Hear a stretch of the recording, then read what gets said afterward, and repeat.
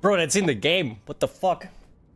I thought it was the fucking church bells right over there, dude. I was like, what the fuck? Now? This is a weird time? Actually, no, it's 1900. Could have been.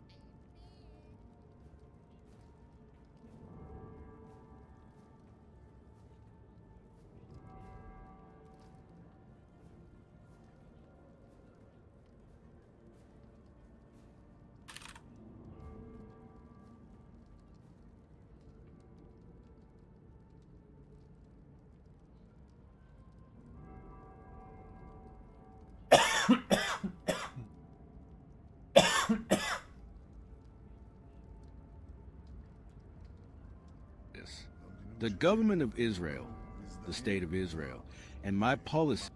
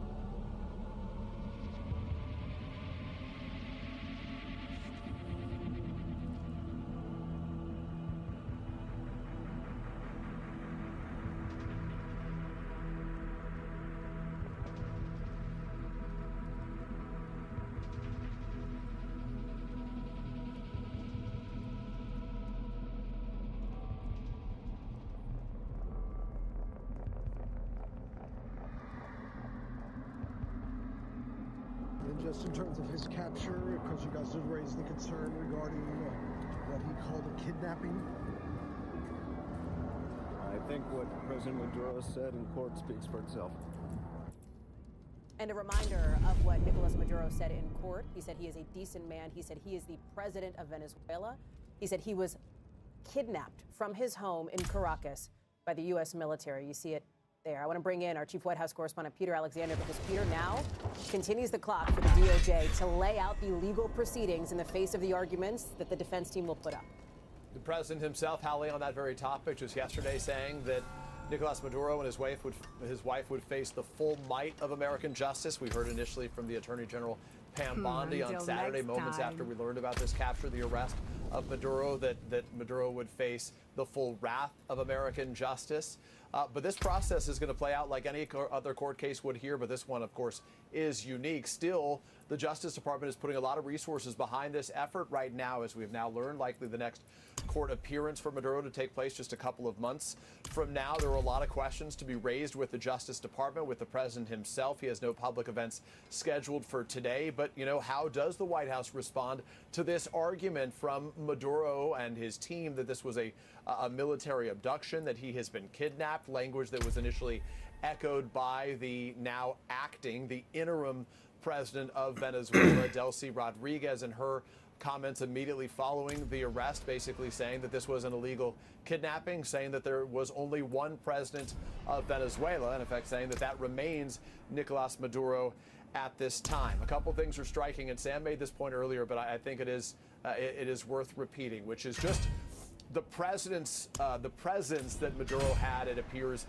in that courtroom there. Clearly, he is a very large man, and he is one who, for more than 13 years, has been on the world stage, succeeding Hugo Chavez in Venezuela. And as a senior White House official said to me, part of that performative nature of his leadership is something that really sort of got underneath the skin of some of those here at the White House, that the members of the inner circle for the president viewed the sort of public displays, the repeated displays of dancing, the rejection of multiple offers for him to surrender as evidence, basically, of not just Maduro's defiance, but really his mocking, in the words of this official, the president, and trying to call the president's bluff. They say, this official says, that the president does not bluff on that matter, but it's very clear that Maduro is not going to go down, in effect, without a fight, not a physical one, but legally.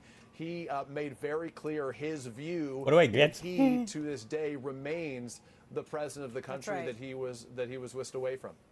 Peter, thank you. Questions of legality now raised not just by Maduro's defense team, but by some in Congress as well. And for that, I want to get to our chief Capitol Hill correspondent, Ryan Nobles. Some of them, Ryan, will be briefed here in Washington as lawmakers have returned from their holiday break later on today.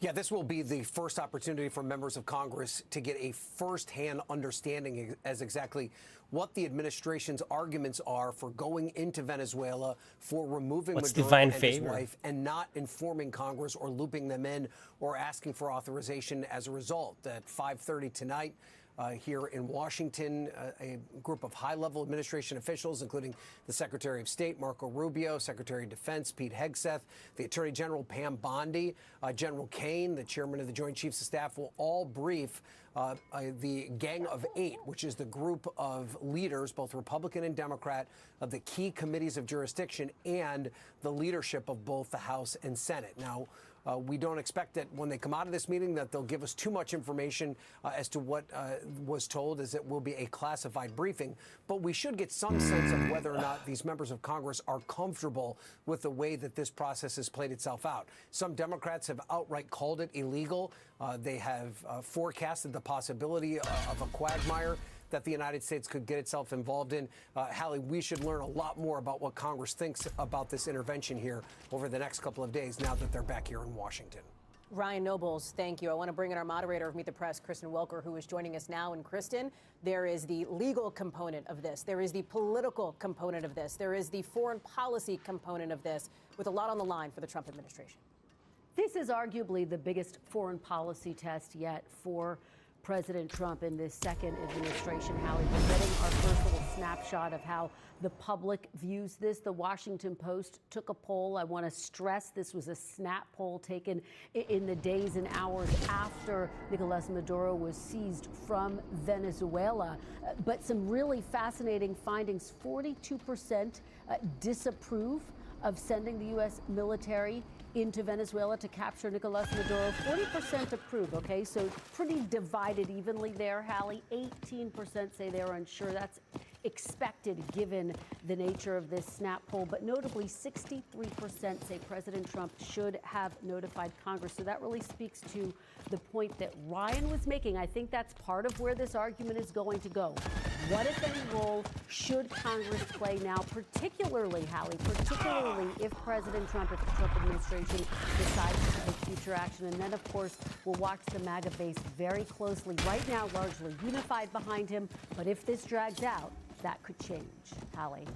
Kristen Welker, thank you very much for that. Venezuelan leader Nicolas Maduro and his wife Celia Flores on their way back to that Brooklyn detention facility, capping a stunning 48 hours with their not guilty pleas in U.S. federal court and setting the stage for what is sure to be a bruising legal battle ahead, perhaps a political one for President Trump. That concludes our coverage. We'll return you now to NBC reminds us of the worth of our own, and we will not. Welcome to NBC News Daily. You have been watching a special report with Hallie Jackson. It is Monday, January 5th, and I'm Morgan. I'm Vicki Wynn. We continue our breaking news coverage from the federal courthouse in Lower Manhattan.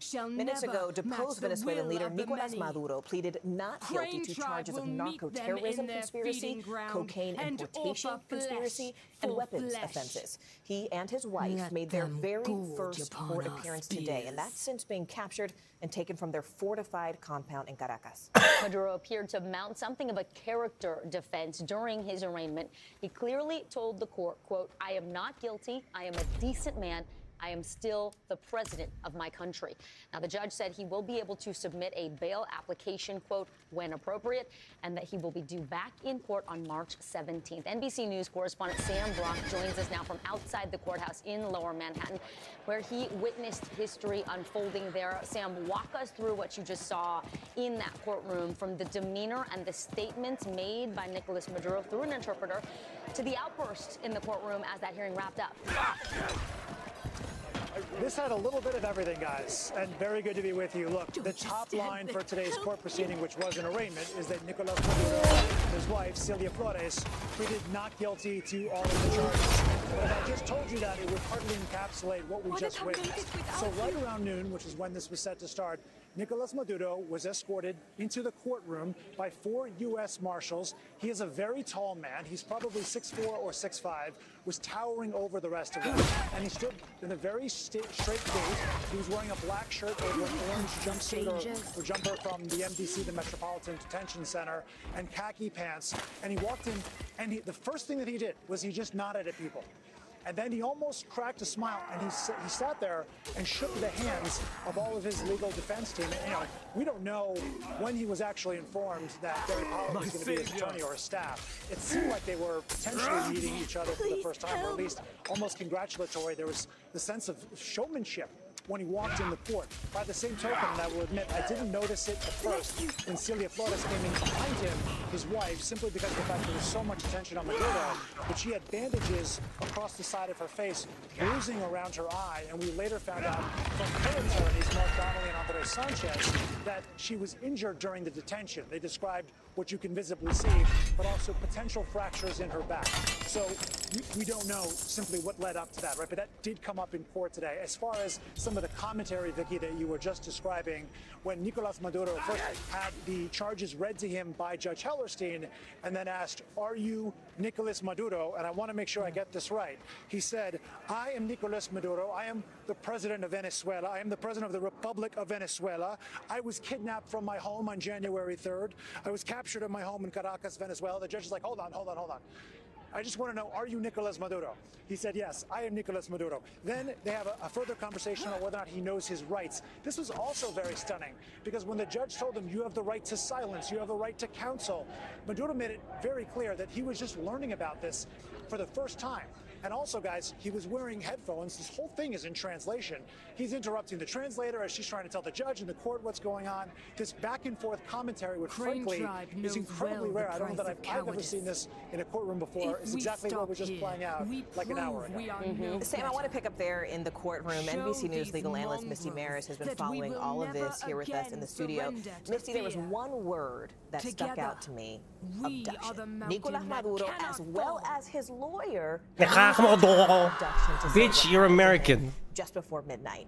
Tell us, did the defense lawyer show their hand? Yeah, they're definitely foreshadowing the legal arguments. That's a word that we're going to see. Presumably. Motion practice trying to get this arrest and this indictment thrown out before you ever even make it to a trial. And the central issue is, did the administration, the FBI, all of them go into Venezuela for the purposes of finding a fugitive and bringing them to justice, a criminal justice operation, or was this more of a facade for a regime change?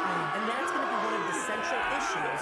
Is this criminal conduct, or is this something else that it's pretext, this case? So all of that is going to be at issue. And of course, Nicolas Maduro now on his way back to the NBC in Brooklyn. It's very busy Monday. The March 13th hearing. All right, Misty Maris for us. Misty, thank you so much. We appreciate it. Coming up, Brazil's president is accusing the U.S. of violating international law with its attack on Venezuela. We will have more coming up.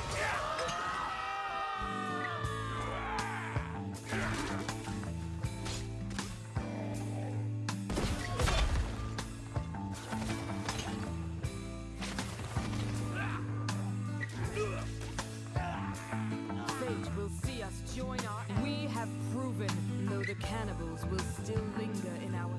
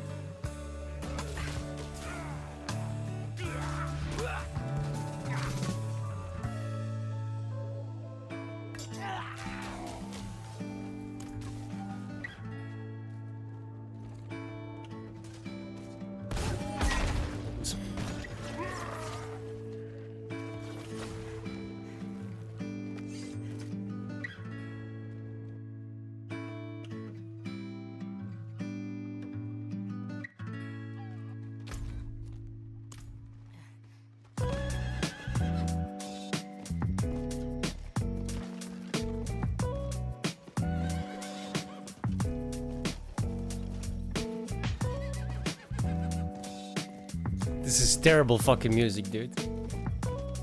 Why is the NBC News playing porn music?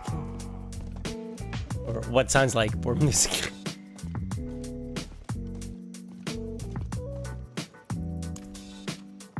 Last night, my ancestors spoke to me.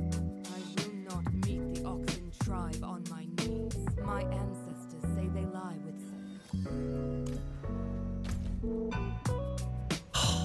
Back and forth, back and forth, back and forth. It's so fucking annoying.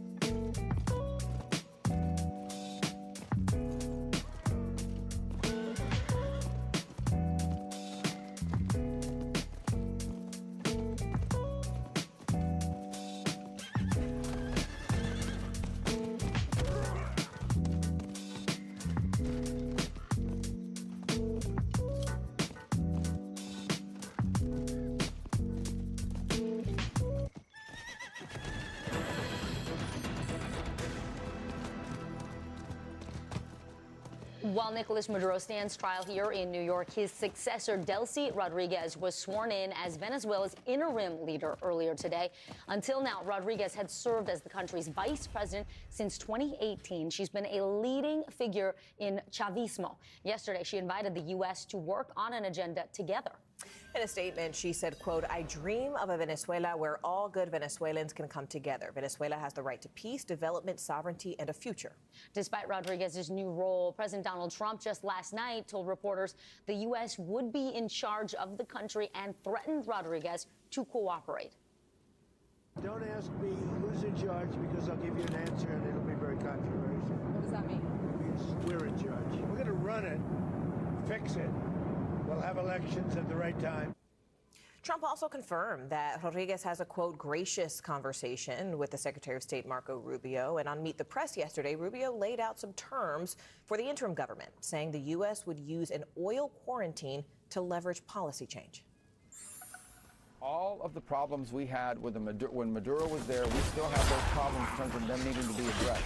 We are going to give people an opportunity to address those challenges and those problems. Until they address it, they will continue to face this oil quarantine. They will continue to face pressure from the United States. NBC News political analyst Carlos Corbello joins us now to discuss the latest on this transition. Carlos, good to have you. So Trump is saying that Rodriguez is cooperating with the U.S., but she is still denouncing these, quote, external threats referencing the country. So what are we seeing from her today in her first day as interim president? Well, that's right, Vicky. Vice President Rodriguez is being required to perform a remarkable high-wire act. This is someone who is allegedly, supposedly in dialogue with the United States, with Secretary of State Marco Rubio, and at the same time, she has to brandish her Chavista credentials in Venezuela. She has to keep people like Diosdado Cabello, who has long been known as the #2 man in the Venezuelan government, at bay. She has to maintain credibility with people like Nicolas Maduro's son, who spoke in the Venezuelan legislature today. So she is in a very difficult position. On top of that, President Trump is making statements saying that she must cooperate with the United States. So this is a very difficult position to be in for someone who's leading a government that pretty much since its inception in 1998, when Hugo Chavez was elected, has been an anti-American government, much in the mold of the Cuban regime in Havana. So this is going to be a very difficult act for her to pull off. I will say so far so good, because there is stability in Caracas and in Venezuela, something a lot of people... Excuse me, I'm sorry. You know, it's interesting, Carlos, Morgan here, because two things we know to be true about this, right? One, her tune changed My very apologies. quickly. She was defiant, saying that, you know, she supported Maduro. Maduro was not going to leave. And now very quickly, she's saying, hey, wait, you know, I'll cooperate. But number two, for our viewers to know, is that she is deep inside this regime. Her brother is the head of the Venezuelan National Assembly, right? She comes from a family of politicians. And we're using the word Chavista, just for our viewers, that refers to the left-leaning socialist policies of Hugo Chavez, who was the previous president. So what exactly is Dictator, previous dictator. when he said, look, I know they say president, but let's be honest. That's not accurate, is it? Well, we know that oil is a big priority for the president. He has made it no secret that he wants American oil and gas companies to have access to Venezuela. He wants reparations for the properties that were expropriated by the regime from United States companies. And we also know that he wants to diminish the influence of China, Russia, Iran, Cuba in the country of Venezuela. That probably means no more oil shipments to Cuba. The Havana regime has relied on Venezuelan oil to get by for many years now. So those are some of the requests that Rodriguez is fielding from the United States, again, while trying to maintain her credibility with anti-American politicians and leaders in Venezuela, people who are very fearful, people who know that a deal with the United States might be bad news for them. Excellent analysis. Carlos Corbello, thank you so much. We appreciate you joining us. Keep it right here, folks. You are watching NBC News Daily.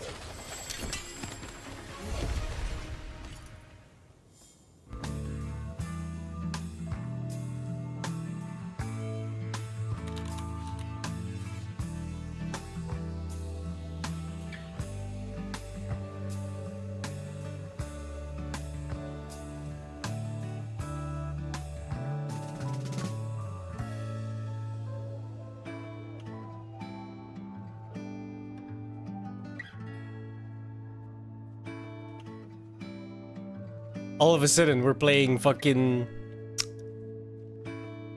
RimWorld. What the hell is this music, bro?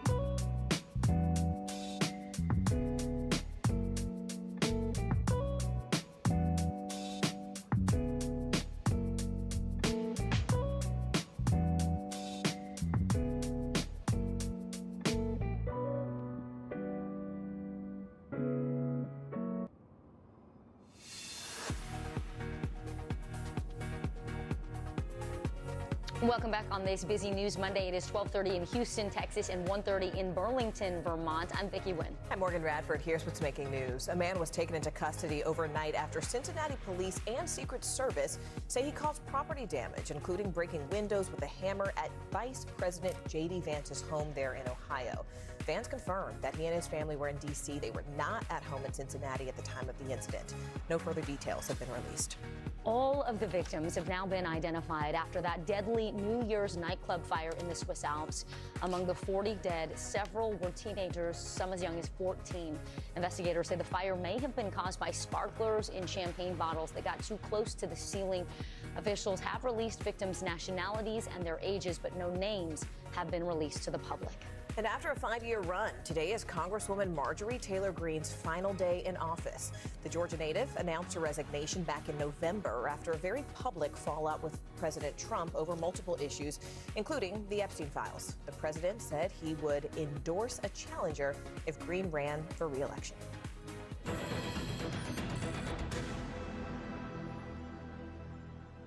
Lawmakers on Capitol Hill have mixed reaction to the military strike in Venezuela and the capture of its leader, Nicolas Maduro. Many of President Trump's allies are praising the administration for its actions. Meanwhile, Democrats are raising questions about the legality of this military operation that took place without approval from Congress. Take a listen to both sides. This was one of the most sophisticated military operations in the history of the country. What they were able to do was amazing. So, of course, this was a military action, and pursuant to the Constitution, only Congress has the power to declare. Does anyone like Lindsey Graham? Authorized acts that take place in this regard.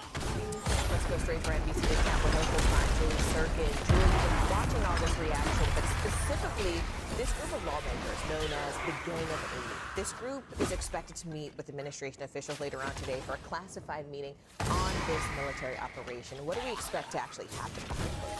Yeah, and you know, Morgan, it's so interesting to see both sides of this because I was in Mar-a-Lago on Saturday when Secretary of State Rubio, Defense Secretary Hegseth, and the President, General Kane, all the people, of course, aside from the President, they're expected to brief lawmakers, the Gang of Eight that you mentioned, sort of the top lawmakers in leadership on the intelligence committees, as well as members of the House and Senate Foreign Relations Committee and the Armed Services Committees as well, those top panels of jurisdiction over this matter. That same group from the administration that I saw making this announcement and filling us in on the details details of this operation on Saturday, including some comments from them in saying that lawmakers leak and that's why they weren't notified ahead of time.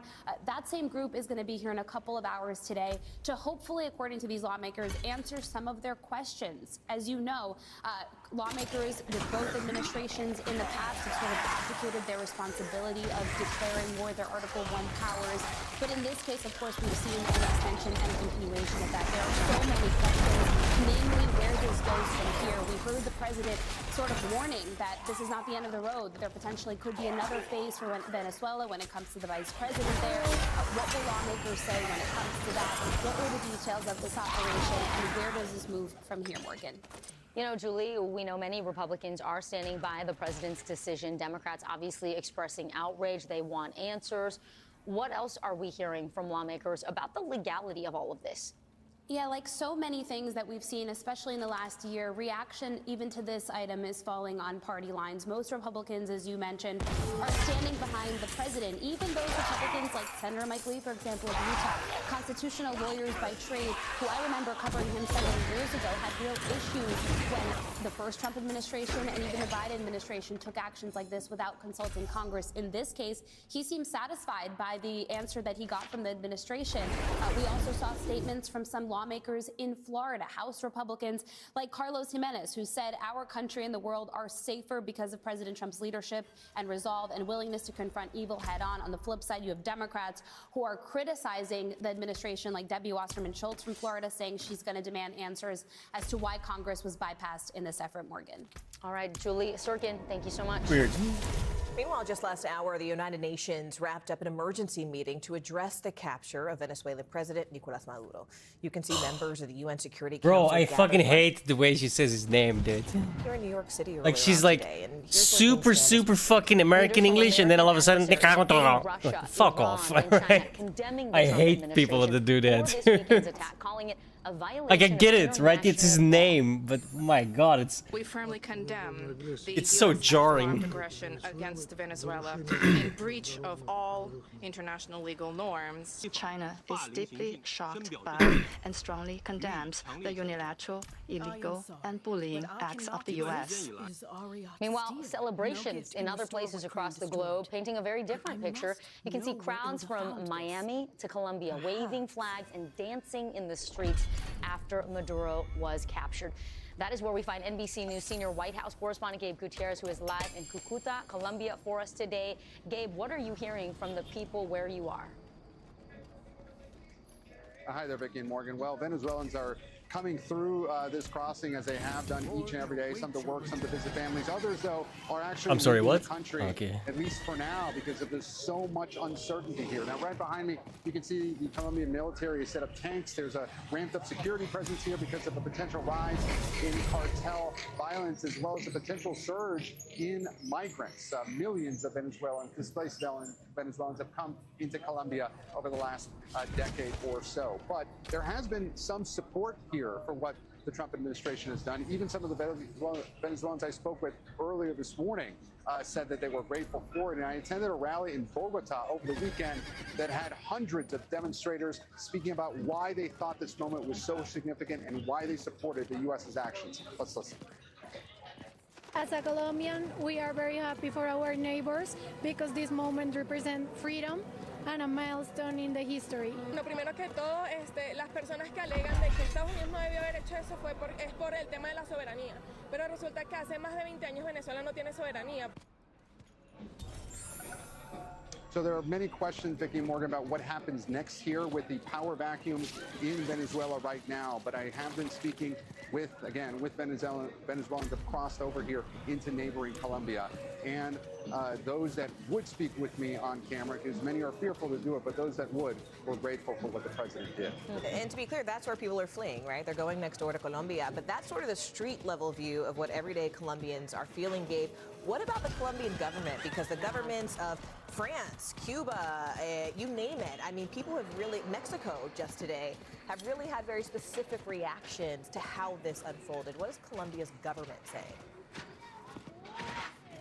Yeah, that's right, Morgan. And I turn because another tank has just arrived here on the scene. Again, that ramped up security presence. But yes, the governments of several Latin American countries, including Mexico and Colombia have issued a joint statement condemning the U.S.'s actions. And in fact, we heard from President Trump overnight aboard Air Force One, threatening not just Colombia's president, who he has repeatedly accused of drug trafficking, now calling him a, quote, sick man, but also raising a possibility he could go after Mexico for their involvement, alleged involvement in the drug trade. Now, we should point out, Gustavo Petro, the president of Colombia, has repeatedly denied that his government is involved in drug trafficking. But certainly this raises a lot of questions about what some are calling the new Trump doctrine, if you will, being involved so much in different parts of Latin America. How quickly they glossed over all of the Venezuelans they talked to being super happy that this happened. He believes that that country could fall soon. You don't hate the media in enough, Latin dude. America, certainly a lot of changes underway right now,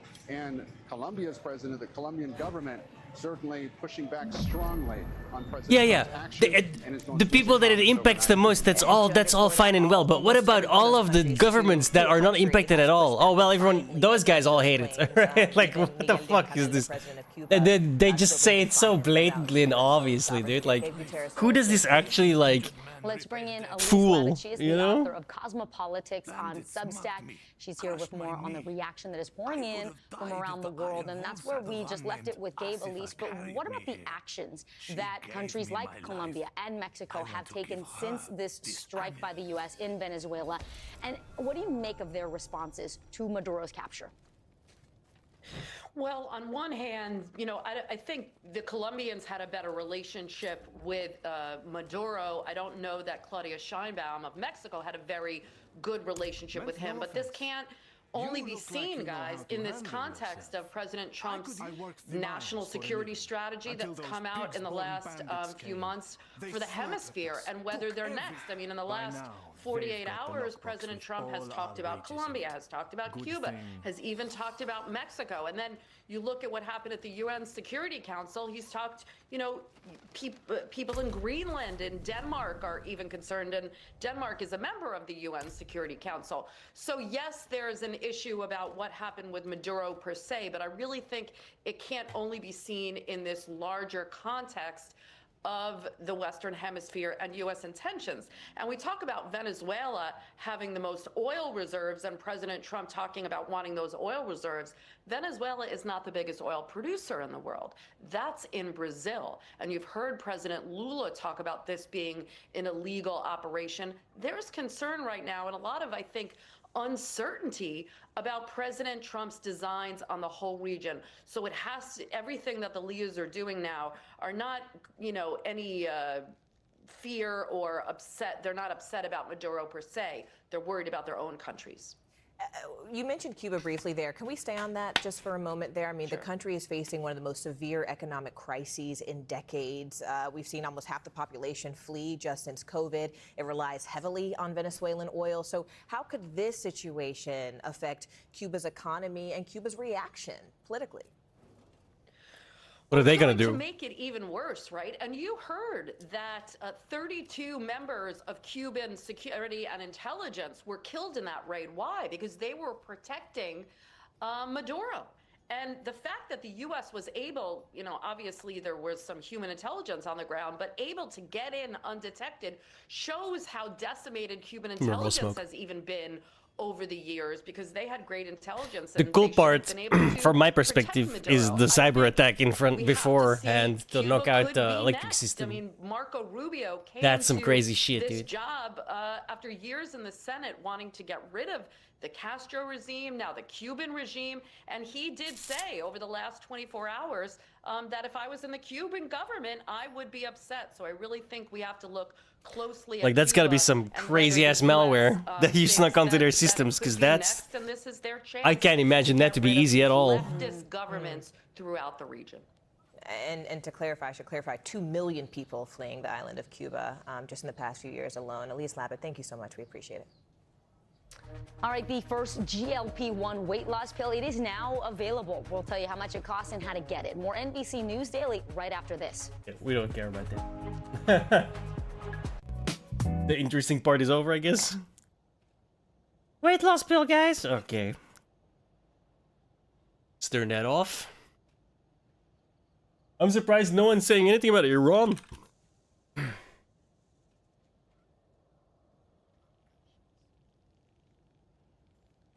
Because didn't the Ayatollah run?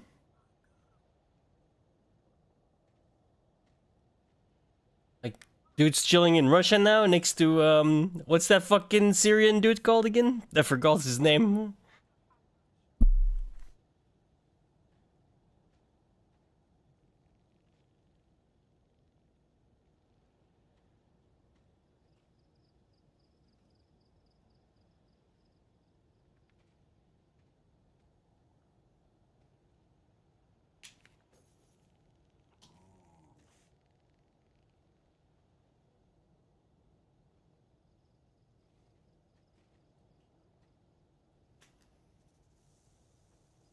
Also, Tim Walt's career is over. He dropped out of the race. Dude's donezo. Possibly going to jail, though. That'd be hilarious. Could be interesting.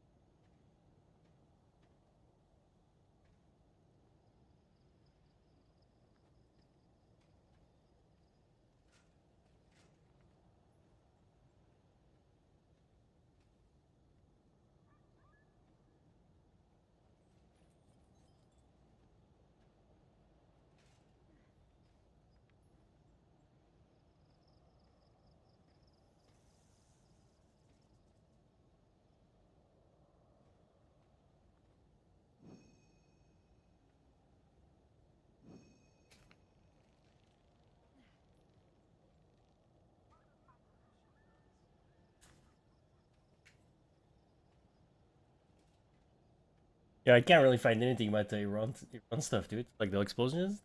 I mean, I can find that, but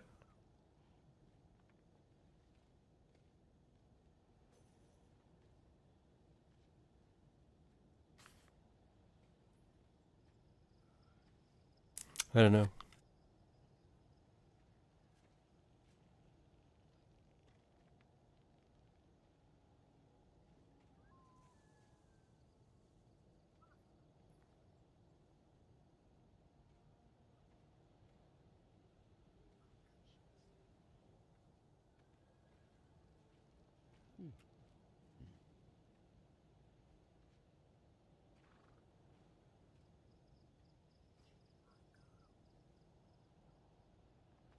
Yeah.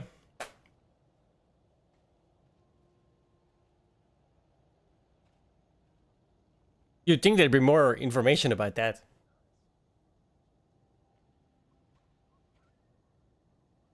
Or buzz, I guess.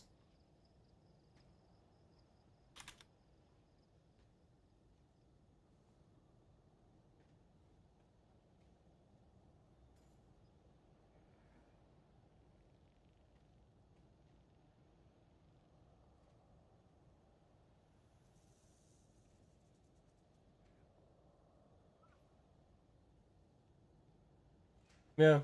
By on it, we'll see. So far, there's an explosion. That's it. That's all we know.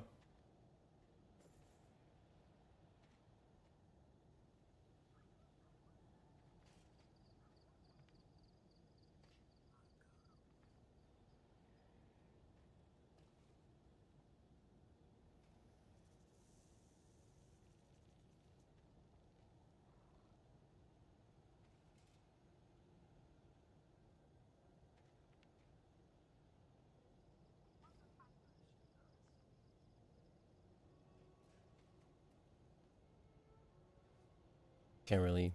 Just rumors, mostly. The people here speak of a sorcerer who lives in a grand palace beyond the endless sandstorm. One of these nomads could help us reach it. They know the land better than... Taisa? Andaria. I hear her. I need a place to focus. Keep her voice at bay. Look for a guide. I'll get something to help Taisa clear her mind.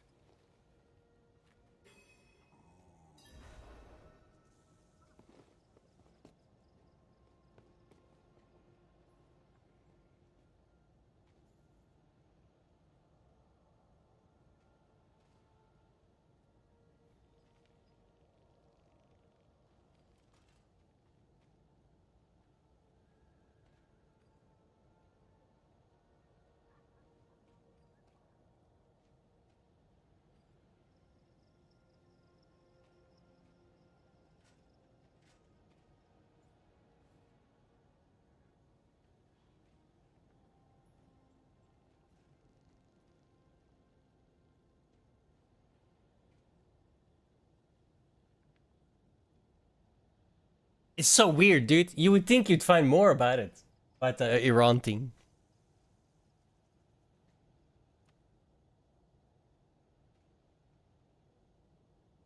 There's like nothing.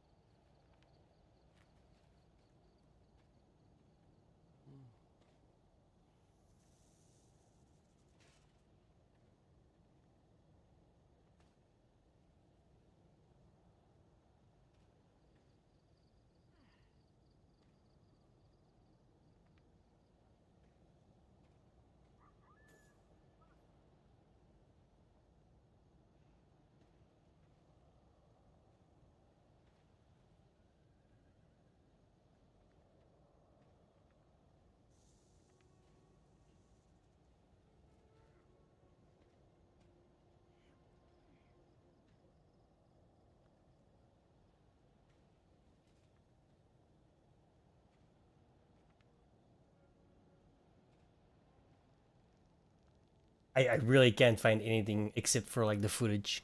It's crazy. You'd think this would be big news in a country that's like literally having a fucking revolution, right? I don't get it.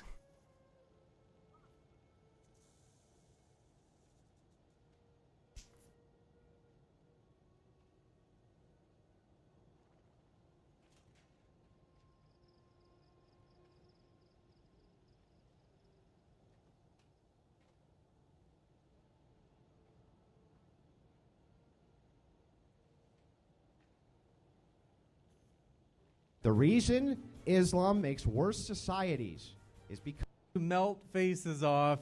So thank you for being here. Buckle up. We are getting started. So, as you know, the debate is Christianity or Islam, which is best for society. Before we jump into that, though, what I want to do is introduce our sponsor who helps make this possible, as these events are very difficult to pull off.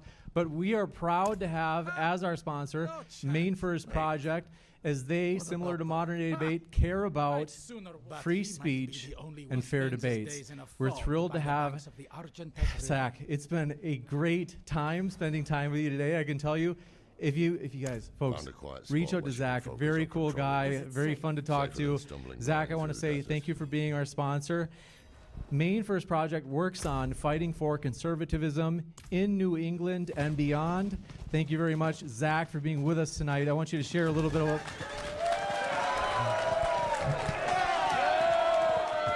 Nobody cares about this. Here we go, Crucible Crew. Who's ready for this? The floor is all yours for your 15-minute opener. Thanks for being with us. Can you hear me? Yes.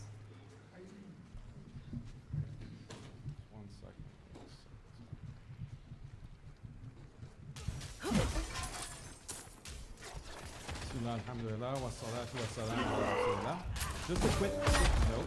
I want this to be a civil debate because right now there's a massive Zionist campaign to generate as much hostility between Muslims and Christians as possible. How are you gonna, as a Muslim, right? You're a Muslim and you're about to debate a Christian, and the first thing you complain about is Zionists, bruh. Like, we all know you guys hate the Jews, but maybe like dial it down a little bit. You know what I mean? That's wild. I can say something nice about Andrew. I respect him for not being a shill for Israel. I think we can be civil, but also very critical of each other's religions without it turning vicious. The only ones who benefit from a Muslim-Christian civil war right now is Israel. That's wild, bro. So that they can continue to their genocide of both Muslim and Christian Palestinians while they bleed America dry. Let's keep that larger context in mind. So the first slide, which is best for society, Islam or Christianity? Next slide. The answer depends on which standard we use to judge, traditional or secular liberal values. Traditional values include belief in God, prayer, marriage, and gender roles, opposition to degeneracy, and commitment to nation and shared culture. Secular liberal values include individual freedom, gender equality, sexual autonomy, scientific progress, and economic advancement. If we judge by traditional values, Islam beats Christianity hands down. I mean, the secular values of science, it really helped us out. It didn't do much for Muslims, did it? Well, it did until you guys actually, you know, how do I put this? You guys had a nice little scientific revolution back in the day. And then you got stuck 600 years ago. If we judge by secular liberal values, probably another good Christianity thing comes out on top. The reason for this is that Christianity, since the Enlightenment, has been reformed and adopted liberal values while eroding traditional ones. This is because Christianity is more open to evolving in a way that Islam isn't. My opponent, Andrew Wilson, claims to be a traditional Christian, but we'll see if he'll debate like a traditional Christian or like a blue-haired libtard. If he debates as a traditional Christian, he should defend Christianity. He should defend Christianity as understood before modern liberal reforms. For example, even though he's Orthodox, I doubt he'll defend Byzantine Orthodox norms, such as theocratic monarchy, the monarch's authority to define church doctrine, slavery, book bans and speech restrictions, death penalties for blasphemy, apostasy, and pagan worship, restrictions and bans on loaning money with interest, minimum marriage age of 12. A Muslim talking about slavery is also probably not a good thing, considering you guys literally have slavery still in a number of Islamic nations. Bans on divorce, mandatory veiling of women with unveiled women labeled as prostitutes, lashes for fornicators, punishing married adulterers by cutting off noses or sewing them into sacks and burning them alive, execution for homosexual acts, limits on Jews through bans on Jewish proselytizing and building new synagogues. If we look at a timeline of Christianity, for 1700 years, Christianity upheld its pre-modern norms of slavery, female subordination, monarchy, punishments for blasphemy, executions for adultery. After the Enlightenment, Christians began reforming their religion to Bro, remember Diablo 2? Oh my god. No, Deckard is gone. My name Mashif is the guy from... We need your help passing through. It's literally some rando. You click on him once in the entire fucking game because he's the boat guy that takes you from Act 2 to Act 3.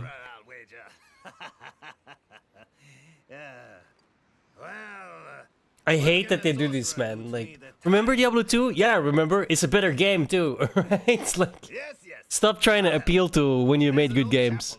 Match secular values, and that liberalizing process continues today with the acceptance of homosexuality, LGBT rights, and modern feminism. Even though he's a conservative, Andrew already accepts huge chunks of this liberal. And it's like, oh, the things at Mount Ariyat happened a long time ago. Then why do I see Mashif, who was already an adult in the time of Diablo 2, when the Mount Ariyat stuff took place? So you can't even keep your own timeline together, man. This is fucking embarrassing. Reform. He's fine with abolishing slavery, rejecting monarchy, ending blasphemy, and adultery punishments. His conservatism simply draws an arbitrary line at a later stage, roughly 1950s America.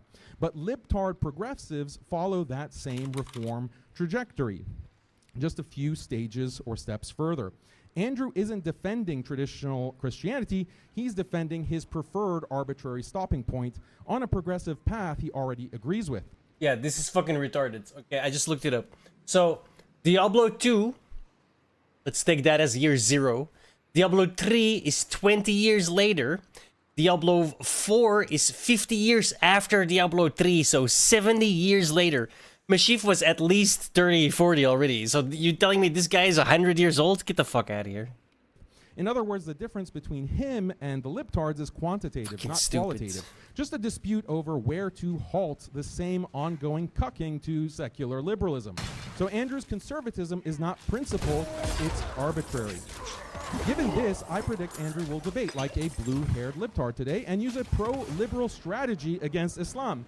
Because again, Christianity can't beat Islam on traditional values for the simple reason that Islam isn't amenable to reform the way Christianity is. So he'll likely attack Islam exactly like a blue-haired alphabet person would by calling Islam backwards on marriage, gender roles, and scientific and economic progress. But well, if it's Andrew backwards on Islam literally all of secular those, though. values, he faces a dilemma. You don't need to be a Because libtard to see tomorrow that. He's debating an atheist on whether Christianity or secular liberalism is better for society. So any pro-liberal standard that Andrew uses to judge Islam today, tomorrow that same liberal standard can be used by his atheist opponent to judge Christianity. For example, if he says Christianity is better than Islam because it gives women more rights and promotes more scientific progress and health, the atheist can argue that secular liberalism does even more of those things. Andrew knows this, so against the atheist tomorrow, he'll likely revert back to a traditional Christian stance, highlighting issues like LGBT, incest, and low birth rates. I'm not singling out Andrew. All Christian debaters code switch. They know Christianity isn't as based as Islam on traditional values, nor as progressive as secularism on liberal values. Based is not the word I would stuck in the middle I would use. between traditionalism Barbaric, and secularism. that so fits. to win against either Islam or secularism, Christians have no choice but to code switch depending on who they're debating. Putting aside this conceptual problem with Christian apologetics, how do we know that Islam is better for society than Christianity? Again, it depends on what values we adopt. Muslim and Christians generally subscribe to traditional values. In fact, all humans, due to biology, inherently value things like belief in a creator, marriage, family, and community. So let's see whether Islam or Christianity is better at promoting these things. What? No. All humans naturally value belief in a supreme creator, marriage, family, nation, or community. Only family and nation or community is, and I'm not even sure that's inherent, right? The belief in a supreme creator inherent is complete nonsense because you have to be taught that shit. You don't automatically believe that shit. Same thing for marriage. Society using the abundance of That's a societal value, not an inherent Let's one. start with a bird's eye view. This guy's already a World complete Values retard. Survey, a global project measuring beliefs, values, and cultural changes in over 100 countries. Their World Cultural Map from 2023 groups countries by religion.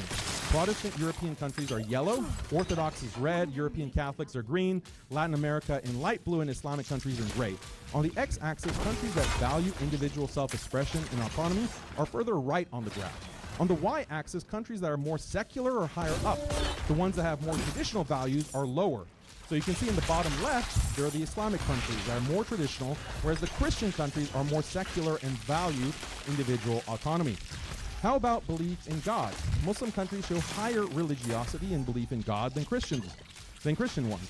For example, Pew Research asked people in different countries if they believe in God. For nearly all the Muslim countries, the number was 100%, to such an extent that Pew concluded that nearly all Muslims surveyed believe in God. Another Pew data set shows Muslim countries, Bangladesh, Indonesia, Malaysia, at the top of global belief rankings, while Christian countries are split with Kenya, Ghana, and the Philippines high, but the US, Spain, and France low. What about religiosity? On this map, all Muslim countries are dark purple, showing the largest share of religious followers. Christian countries, except Latin America, are much lower, like the US, Europe, and Russia. Pew studied how important religion is to people's lives. And for Muslim countries, their dark yellow indicates... It's like, why are you here then, right? If you think Muslim countries are so great, get the fuck out, go back to one, right? There's a reason you're here, isn't there? Oh, could it be because life is much better here than it is over there? Weird how that works. 80 to 100% of people saying religion is very important to them, while most Christian countries are much lower in gray and blue. The 2024 Integrated Values Survey confirms this. In majority Muslim countries like Indonesia and Egypt, over 97% say religion is very important, whereas in Christian countries like Mexico, the US, Dude, Russia, and Shift Germany, S is also far so less. annoying because I press Another Shift key and metric then is religious because I use switching. WASD to run Pew shows most of the time, Christianity in red has the and then I press largest net Shift loss of so I can followers, just while click Islam in a and green direction has the for highest net gain from my attack, which is conversion. like a think you're pretty behind on the slides. But if I press Shift S, then it's it Now opens let's the look damn. at family and gender roles. Muslim Kind of societies have higher rates of marriage than Christian societies. Notice how the percentage of married individuals of both Muslim women and men, indicated by the red and blue arrows, is higher than Christians, since Christians are more likely to delay or forego marriage. We can also look at divorce laws. Christian countries mostly allow no-fault divorce, while Muslim countries often have fault-based divorce or other limitations on women. When it comes to fertility, new research shows that Muslims are Other at 2.9 limitations globally, on whereas women. Christians are at Yeah. 2.6. And even when you break it down by region, Muslims Yeah, in you don't Europe, like women Asia very much. Pacific, We and know that Sub-Saharan much. Africa It's have very more clear. children than their Christian counterparts. You don't have to spell it Muslims out. also have the largest families by household size, at 6.4 members per household compared to 4.5 for Christians. Due to both higher birth rate and higher net conversions, Islam is the fastest growing religion projected to meet and exceed the Christian population in 25 to 50 years. How about sexual behaviors? Research in American Sociological Review show Muslims, due to religious conviction, are less likely to have premarital or extramarital sex than Christians. But apparently they're way more way more likely to grape people. You look at the statistics. Weird. I wonder why that is. Some Christians might claim this is only due to self-reporting bias, because Muslims are less likely to admit to engaging in these behaviors. But we can account for this by benchmarking against other variables, like medical abortions and death rates from HIV/AIDS, which directly correlate with extramarital sex. Data shows abortion rates are highest in Christian regions, and death from AIDS are highest in Christian countries in Africa, Russia, and Latin America, but lowest in North Africa, the Middle East, and other Muslim regions. Regarding acceptance of homosexuality, Pew shows Christian countries are far more accepting, even after controlling their economic Excuse me. factors. Regarding attitudes towards gender equality, World Value Survey asks whether men make better leaders than women, do men have more of a right to a job than women, etc. They took the answers to these questions to create a grading system which shows that Muslims are far below Christians. Now, if we were a bunch of liberal simps, we would count this in favor of the Christians. But since we're all red-pilled, we recognize that the Muslim countries are based and the Christians are simping. Same when it comes to other gender equality metrics. Christian countries, whether in the West or Latin America, Russia, value gender equality more than Muslims. That's a bad thing for many reasons. Looking at other societal health metrics, research shows Christian countries have much higher rates of alcohol and drug abuse. Controlling for economic differences, Muslim countries have lower homicide rates than Christian countries. Stephen Fish's book, Are Muslims Distinctive?, shows per capita murder rates are significantly lower in Muslim countries. Female homicide rates are also lower. Rates of rape and sexual violence are likewise lower in Muslim countries and highest in Christian countries. Multiple studies show that the suicide rate for Muslims is much lower than Christians. These stats show how Islam outperforms Christianity in upholding religion, marriage, family, and community, making Islam better for society. We can examine why Islam consistently excels in these areas. First, Muslims are much more attached to religion than Christians because Islam is more compelling and intuitive than Christianity. For example, monotheism is easier to grasp than the Trinity. Islam is also more historically preserved. Carbon dating confirms that the Quran Muslims read today traces to the Prophet Muhammad sallallahu alaihi wasallam. By contrast, the Bible has evolved through layers of editing and reflects the theology of Paul far more than the teachings of Jesus.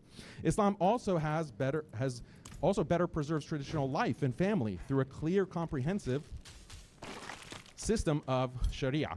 Christianity, by contrast, offers only broad, highly malleable principles that different Christian groups interpret in conflicting and often contradictory ways. A Christian rebuttal could be that even if Islam excels at traditional values, it falls short on secular ones like individual freedom, self-expression, and scientific or economic progress. Christianity, they could argue, wins overall because it blends the best of both worlds, preserving core morals while still enabling the modern achievements of the Christian West: more freedom, science, technology, and higher GDP. This argument has fundamental problems, however. First, is Western prosperity due to Christianity or secularism? For example, how much of Western greatness comes from pre-Christian traditions like Greece and Rome? Furthermore, if Christianity drives prosperity, why haven't the oldest Christian nations like Ethiopia and Armenia matched the West's success? Likewise, recently Christianized societies like El Salvador and the Philippines have no comparable prosperity. Finally, why do more devoutly Christian societies have higher poverty and violent crime than more secularized Christian ones? Therefore, it's far from clear that Christianity is the secret sauce to scientific and economic progress. But there's a deeper problem. Mixing traditional and secular values never works. It's like mixing paint and paint thinner. Whenever societies try to combine traditional and secular values get abandoned. This is actually what has happened in the West, which was deeply Christian 200 years ago, but now has become the center of atheism and secular decay. This didn't happen overnight. This happened because Christians 150 years ago tried to mix traditional Christianity with the secular idea of progress. This happens because traditional values are based on duties. Preserving religion requires imposing duties on people to worship. Preserving family requires imposing duties limiting sexual freedom and providing care for children and the elderly. Preserving a nation requires duties to uphold shared norms, honor national symbols, or limit immigration. So preserving traditional values necessitates all these duties. The problem is duties are hard work requiring personal sacrifice. Because of this, duties necessarily restrict individual liberties while also generating inequality and discrimination. This is a problem for secular liberalism, which strives to free people burdened by duties. So the secular liberal system gradually eliminates duties to maximize individual freedom. This is done through two means: moral progress and scientific progress. Moral progress means, for example, liberating women by telling them they don't have a moral duty to serve their husbands. Scientific progress means inventing AI companies for the elderly so that little Bobby doesn't have to spend time talking to grandpa. Usually we think of progress as a good thing, but clearly progress can seriously damage society, because if you get rid of duties, this will weaken institutions of religion, family, and nation. The decay has been ongoing in the West since the 18th century, when liberal ideology kick-started moral and scientific progress. Consequently, yes, the West has the highest GDP, but religion, family, and nation are weak, and people live as atomized individuals pursuing endless pleasure through tech-driven consumption. If you watch tech elites shaping Western society, you'll notice their transhumanist vision, Neuralink AI, etc. This is the logical endpoint of unchecked moral and scientific progress. The question is, which religion can stop this? Christianity has already adopted liberal secularism, and reformed itself by those standards. Even the most conservative Christians, like Andrew, won't take the radical steps needed to turn back the clock 200 years and stop the inevitable transhumanist future. The most radical thing Andrew calls for is banning OnlyFans, maybe putting Christians in charge of America's government so that they can ban abortion, trans kids, and introduce public prayer. This won't stop, this won't slow down, let alone stop the freight train speeding humanity toward destruction. Islam, by contrast, offers the Sharia, comprehensive moral and legal framework that governs every dimension of life: individual conduct, family structure, community obligations, and social order. It does not merely tweak the secular liberal system, it represents a fundamentally different paradigm, and because Islam preserves a duty-based morality rather than dissolving it, it retains the internal resources to resist the liberal atomization and technological dehumanization. Thank you very much for that opening from Daniel.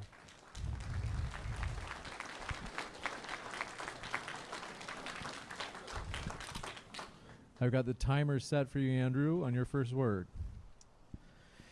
Good job, man. The fun thing about debate is you get to actually get in the mind of your opponent. What? What happened? Oh.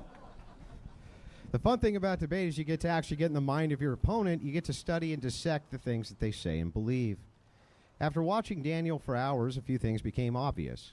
The first, he's a far better Muslim apologist than I am a Christian apologist, that's for sure. But he's far weaker on politics than myself and the nature of the world.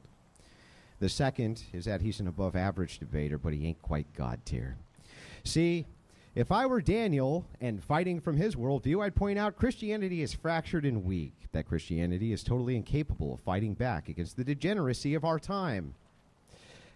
Its impotence has led to social categories of degeneracy at levels nobody could have predicted, especially with the advent of the internet. I would point out Muslim societies don't work that way, that Muslims have feminism and degens under control, that everything in modern-day Christians in the West are fighting for against degeneracy, Islam has already achieved in their lands. That's what I would do if I were Daniel.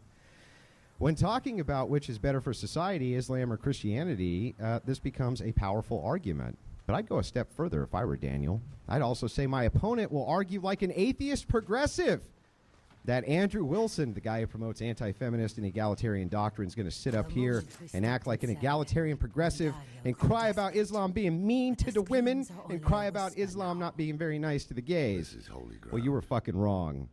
Sadly for Daniel, while this tactic would normally be effective against a sewing circle Christian, I'm not part of that cast, sir. Now, let me get into my argument for why Christianity makes better societies than Islam, and it's pretty simple. Islamic societies breed an inbred population. Next slide, please. Muslim inbreeding has been occurring at a high rate for about 1,400 years since the early Islamic period, encompassing most of the land still occupied by Islam today. It spread from the 8th to the 15th century, moved into Persia, North Africa, South Asia, where it remains and has created some of the dumbest fucking human beings on planet Earth. The most common type of inbreeding. Damn, he's going way harder than I thought he would. Also, the Muslim guy is not looking happy. Breeding is first cousin marriage. The rates of first cousin marriage in comparison to Christian nations is staggeringly high, even in comparison to regions occupied by Arab Christians. When a nation has both Christians and Muslims, Muslims are often double or higher than Christians. Example, India, Lebanon. Next slide, please. I've been a burden for you.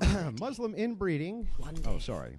Sorry about that. Pakistan at 65%. 65%, meaning more likely than not, you're having sex with your cousin, and if you're not, you're the weird one. Damn. Okay? For the low I didn't even know about this shit. MVD, that means these people are more likely than not having sex with their aunts or uncles' children. Whew, Saudi Arabia, 50 to 58%, with an average 76 IQ. Who would have thought it? UAE, 54%, 82 IQ. The crown jewel of the Arab world, you are more likely than not to be banging your first cousin. Iran, 40%, 80 IQ. Yemen, 45%, 62.9 IQ. Qatar, 30%, 80.8 IQ. Now, we're going to continue, right? Oman, 36%, 78. Syria, 39%, 74 IQ. Turkey, 25%, 86 IQ. Jordan, 32%, 80 IQ. Egypt, 32%, 76 Bro, IQ. how are the... what's... Sorry, hang on. I gotta look something up.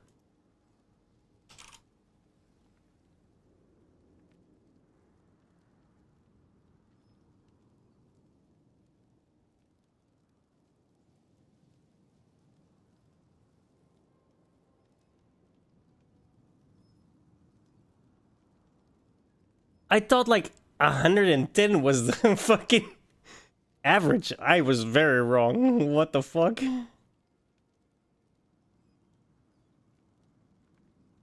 I didn't realize it was that low for these countries, dude. Holy shit. That's...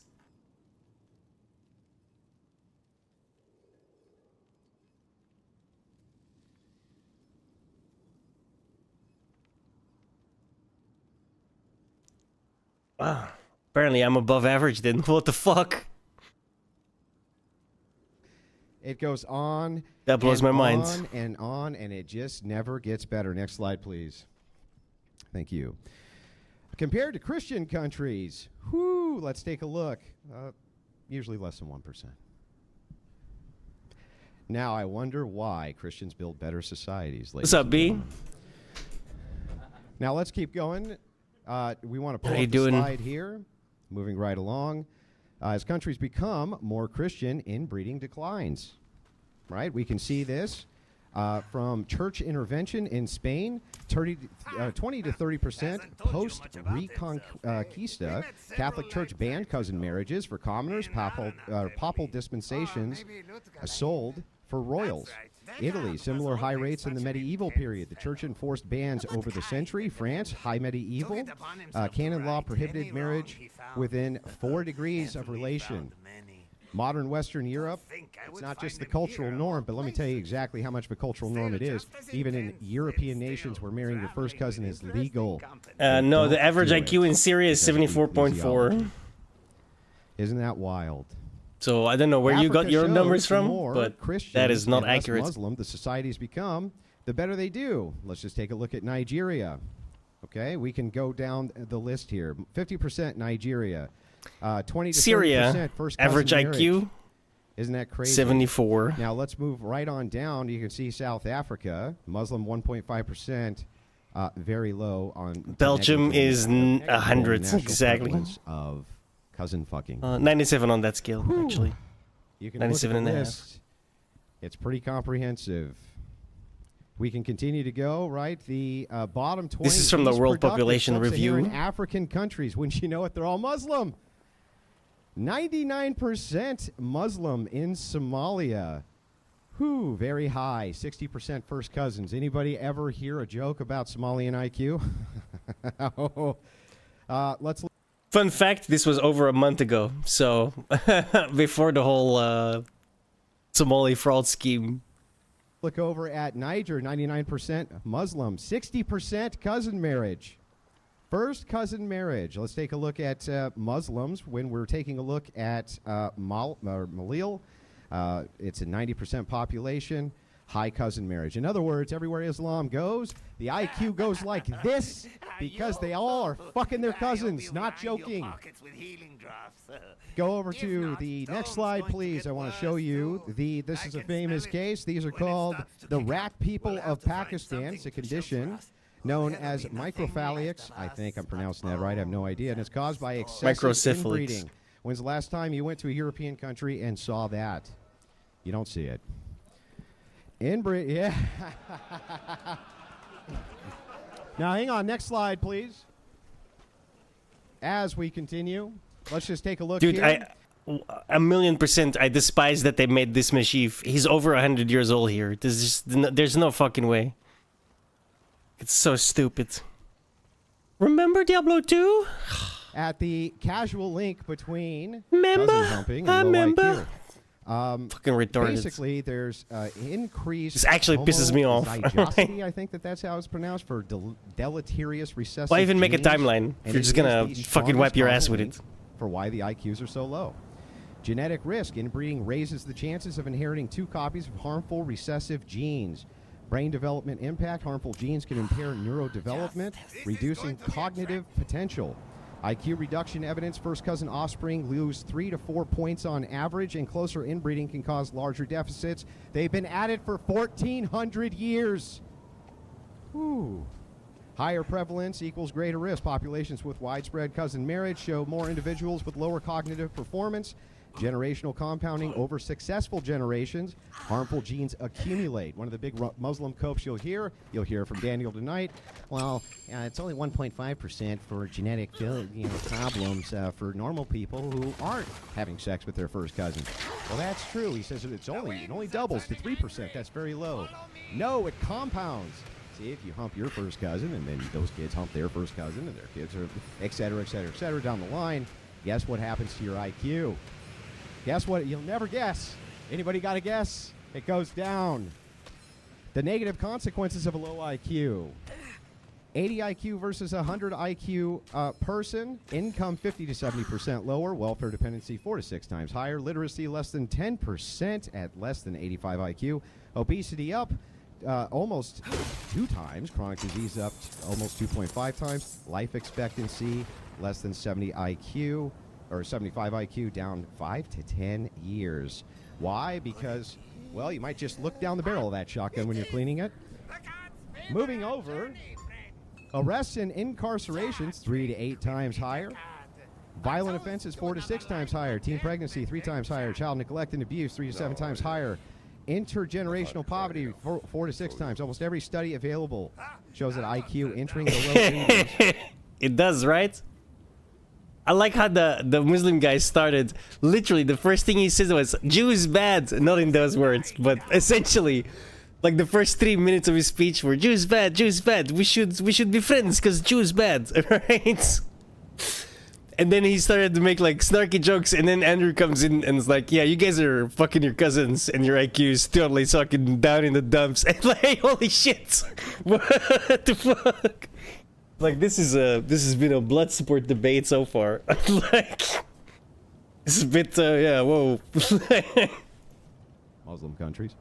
Affects nearly every aspect. Quite entertaining so far, I'm not gonna lie. Economic prospects, criminality, mental, physical health, happiness metrics, and both at the individual and societal level. In fact, study shows that when a country has a sub-90 IQ average, they find it difficult to have basic innovation. Infrastructure, professional class, and other basic needs of a functional society. Is that sounding familiar yet? Now, here's the thing that's interesting. Modern societies don't require everyone to be a genius. Just look at me. But they do rely on a distribution of abilities, and you can see their roles below. 70 to 85, basic job, practical skills, routine labor. That's Islam. That's almost every Islamic nation, ladies and gentlemen. 70 to 85. Sometimes up to 2 standard deviations lower. Ooh. 85 to 100 would be skilled labor administrative support. 100 to 115 professional middle management. 115 to 130 engineer, scientist, doctors, specialized roles. The things they desperately need. I think it's a must. 130 plus innovation, leadership, high-level problem solving. Next slide, please. Inbreeding itself over generations causes massively compounds that lead to negative consequences. And you can see the risk curve there. You see how, the genetic defects increase every single generation. Moving over, I just want to point this out on the last slide. Islam took an ethnic people that were at the heart of being at the top of civilization. And through generations of Islam and inbreeding has turned them into the lowest IQ, some of the stupidest people on planet Earth. Literally. You think I'm being mean? I'm not. They're literally some of the stupidest people on planet Earth. Everywhere Islam goes, inbreeding increases and societies become worse. Where Christianity goes, inbreeding decreases, so societies do better in almost every material way. Let's just point out here, as I wrap this up. One second. So it's clear here that my argument summarized, though this isn't its entirety, is that Islam creates huge societies with large swaths of people with IQs so collectively low, they would be considered developmentally challenged, borderline retarded here in the West. Not kidding. Due to this side effect, force doctrine becomes the order of the day. I gotta show you this guy's face, but it's fucking great. Look at this guy's face. Man's not having a good day. Dude's not happy. Because the technological difference in capabilities of each people group is so vastly different, think Apollo mission compared to Starship Enterprise, Islam must literally bank on the benevolence of Christians to not wipe them off the face of planet Earth. They are basically the feminists of the East, totally reliant on the goodwill and benevolence of global Christianity, not to just not exterminate them. Okay? And take their resources, always appealing to the mightier force for their existence and the benevolence of that very people group who Daniel today is arguing doesn't make better societies, which is a laughable proposition. Even absent the degeneracy of a people group must be able to competently defend itself or bank on the benevolence of the people group, which can. And almost everybody's going to prefer the society that can. Imagine the irony here of arguing against the very Christians you find inadequate morally, yet bank on their moral benevolence to not wipe your low IQ fucking asses off the face of planet Earth. Seen things you wouldn't believe. Wandering without the direction. Waiting. This is brutal, man. These two people, they're not pulling punches. I wanted to take a moment to say thank you. That's kind of nuts. I didn't expect this to be so fucking bloodthirsty at all. They also believe in the values of... I thought like, oh, Christianity versus Islam debate. Why not? I haven't seen one of these in like 10 years. God damn. Free speech and fair debate. Main First Project is fighting for conservatism in New England and beyond. So check out their link in the description box below. We are going to jump into the 5-minute rebuttals. Just a quick reminder, folks, please be sure your phones are on silent, and also please do refrain from recording or streaming any footage other than if it's TikTok length, that's fine. But we're going to kick it into 5-minute rebuttals. First with Daniel, the floor is all yours. So this falls exactly into what I predicted. You argued like a libtard. This falls into exactly what I predicted. You argued like a libtard. How? You're saying that success is on the basis of IQ. Well, how are you going to argue tomorrow when you debate with an atheist that Christian IQ is higher than secular atheist IQ? In fact, the atheist IQ is much higher than Christian IQ. So your entire standard for judging Islam applies just as much to Christianity. And tomorrow when you're debating the atheist, you'll have to concede that your Christian religion is associated or correlated with lower IQ. Therefore, atheism or secularism is better for society because it raises IQ. So that's one point. Point number two, where in the Bible does it restrict cousin marriage? This, as you acknowledged, is a later papal decree. It was not a part of Jesus' teachings. Jesus didn't come out and say, hey, if you want to have a successful society... In the audience, I do want to ask you to keep it down so we can hear the speaker. Jesus didn't say, oh, hey, if you want success and you want to have a prosperous society, you shouldn't marry your cousin. Jesus never had this apparently essential Christian teaching that is the key to success on earth. That's your whole argument against Islam, and it's found nowhere in Jesus' teachings. It's found nowhere in the early church fathers' teachings. This is something that came later. And also, when it was decreed that cousin marriage is considered to be incest, it wasn't on the basis of IQ. This is something that you have adopted from who? From atheists, from secularists, from those who are doing secular science to discover these medical problems or IQ levels. So your entire standard for judging Islam is not a Christian standard, it's not a biblical standard, it's not an Orthodox church standard. This is coming only from atheists, from atheistic science. Second of all, if IQ is such end-all be-all, Christian societies, if you bring up a country list of countries by IQ, many Christian countries are on the bottom there. I don't know if you consider them to be true Christians because they're not white, but they're also at 80 IQ, 70 IQ. Look at sub-Saharan Africa, look at Latin America, look at the Philippines. It's also comparable with Muslim countries. Do you consider them to be Christians or not? Also, go back to the Middle Ages. IQ was much lower in the Middle Ages in Christian societies. Why that has changed is because of the Flynn effect. IQ has increased globally over the world, across the world, because of the Flynn effect. So if you have a problem, again, with lower IQ, look at medieval or middle-age Christian societies. And also, here's another big problem. IQ is... Look at... So this guy is like appealing to the time where the peasantry was like literally not allowed to read. Okay, bro. Okay, bro. Also linked with race. So if you want to prioritize high IQ, you should discourage interbreeding between races. Why should higher average IQ from Asians or whites or Jews or whatever race that has a higher average IQ, Christianity encourages or I hate that it's like all the way out here or all the way down here. There's like no in the middle. Lower IQ.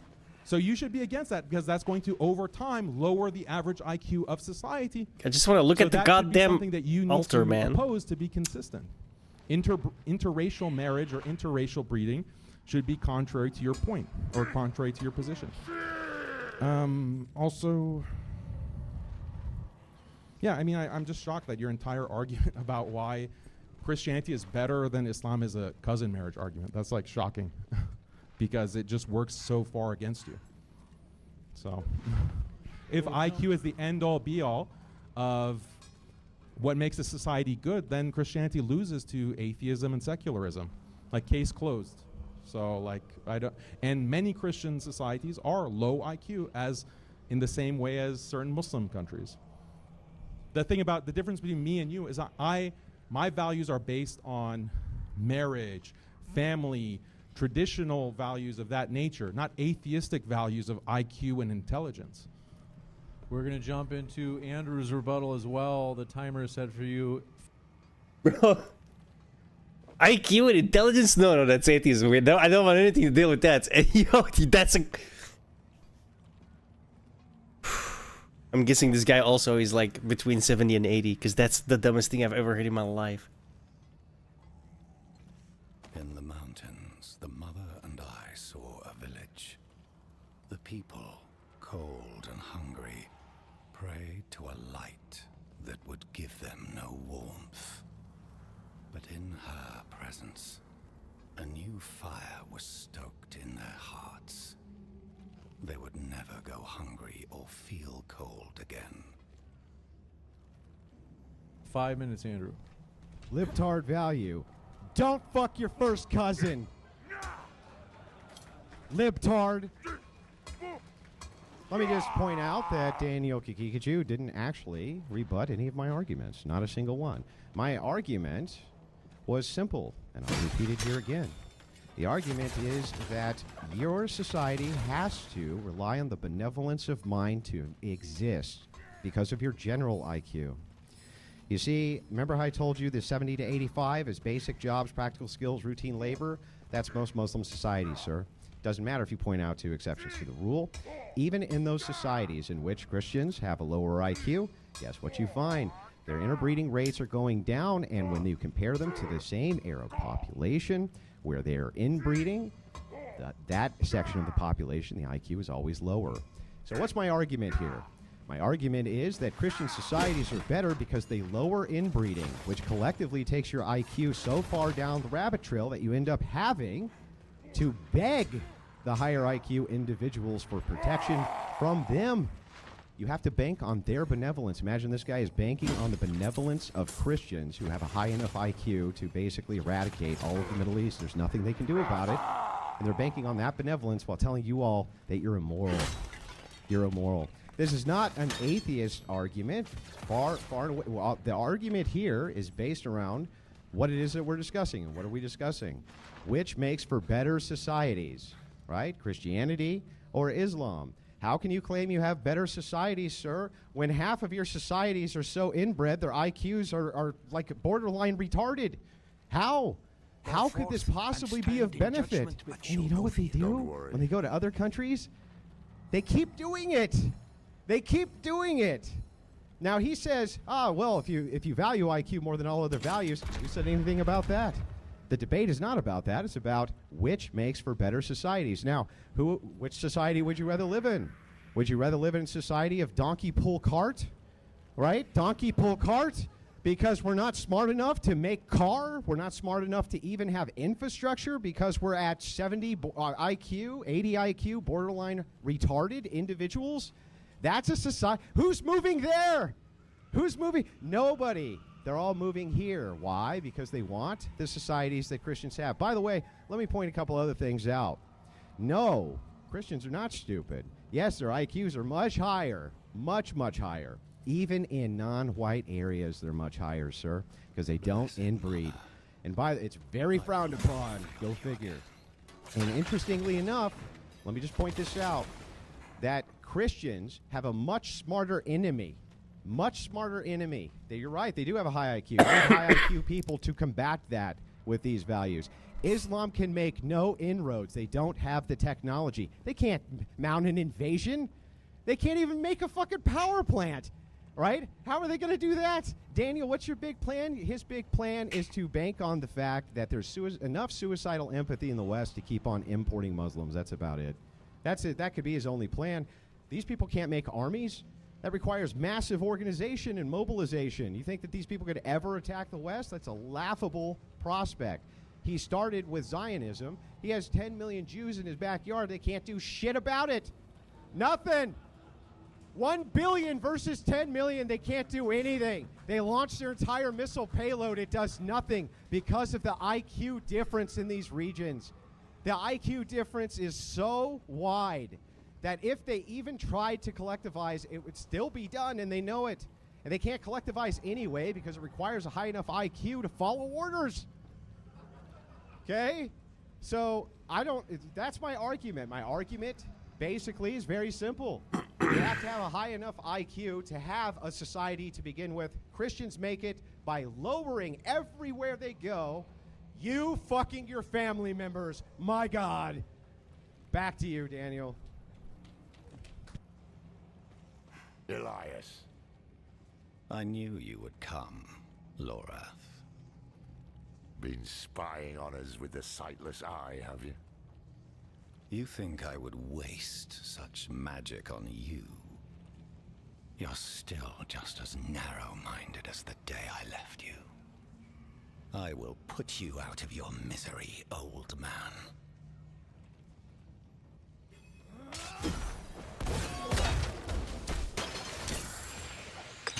This is over. We should find the Sightless Eye while we still have time. We can't leave it with these fanatics. I assume this fight was supposed to be harder? I see something. Blood petals.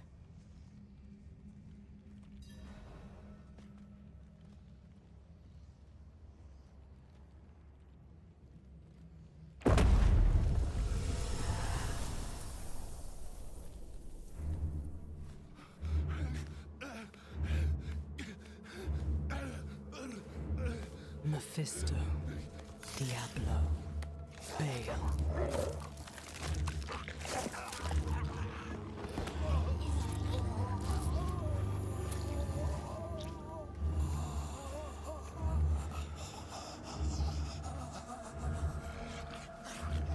The ruination of Sanctuary is imminent, and yet you doubt. Only zealots and fools are completely certain, Mother. If we are to be saved, it will be by your hand. I have not come to save, but to empower. In my shadow, the strong will oppose the might of hell itself. Let the weak fend for themselves.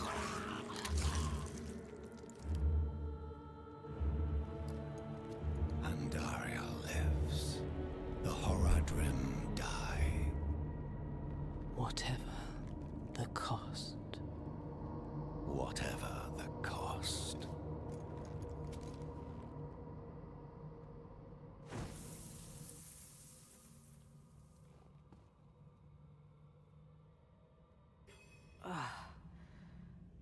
I had another vision.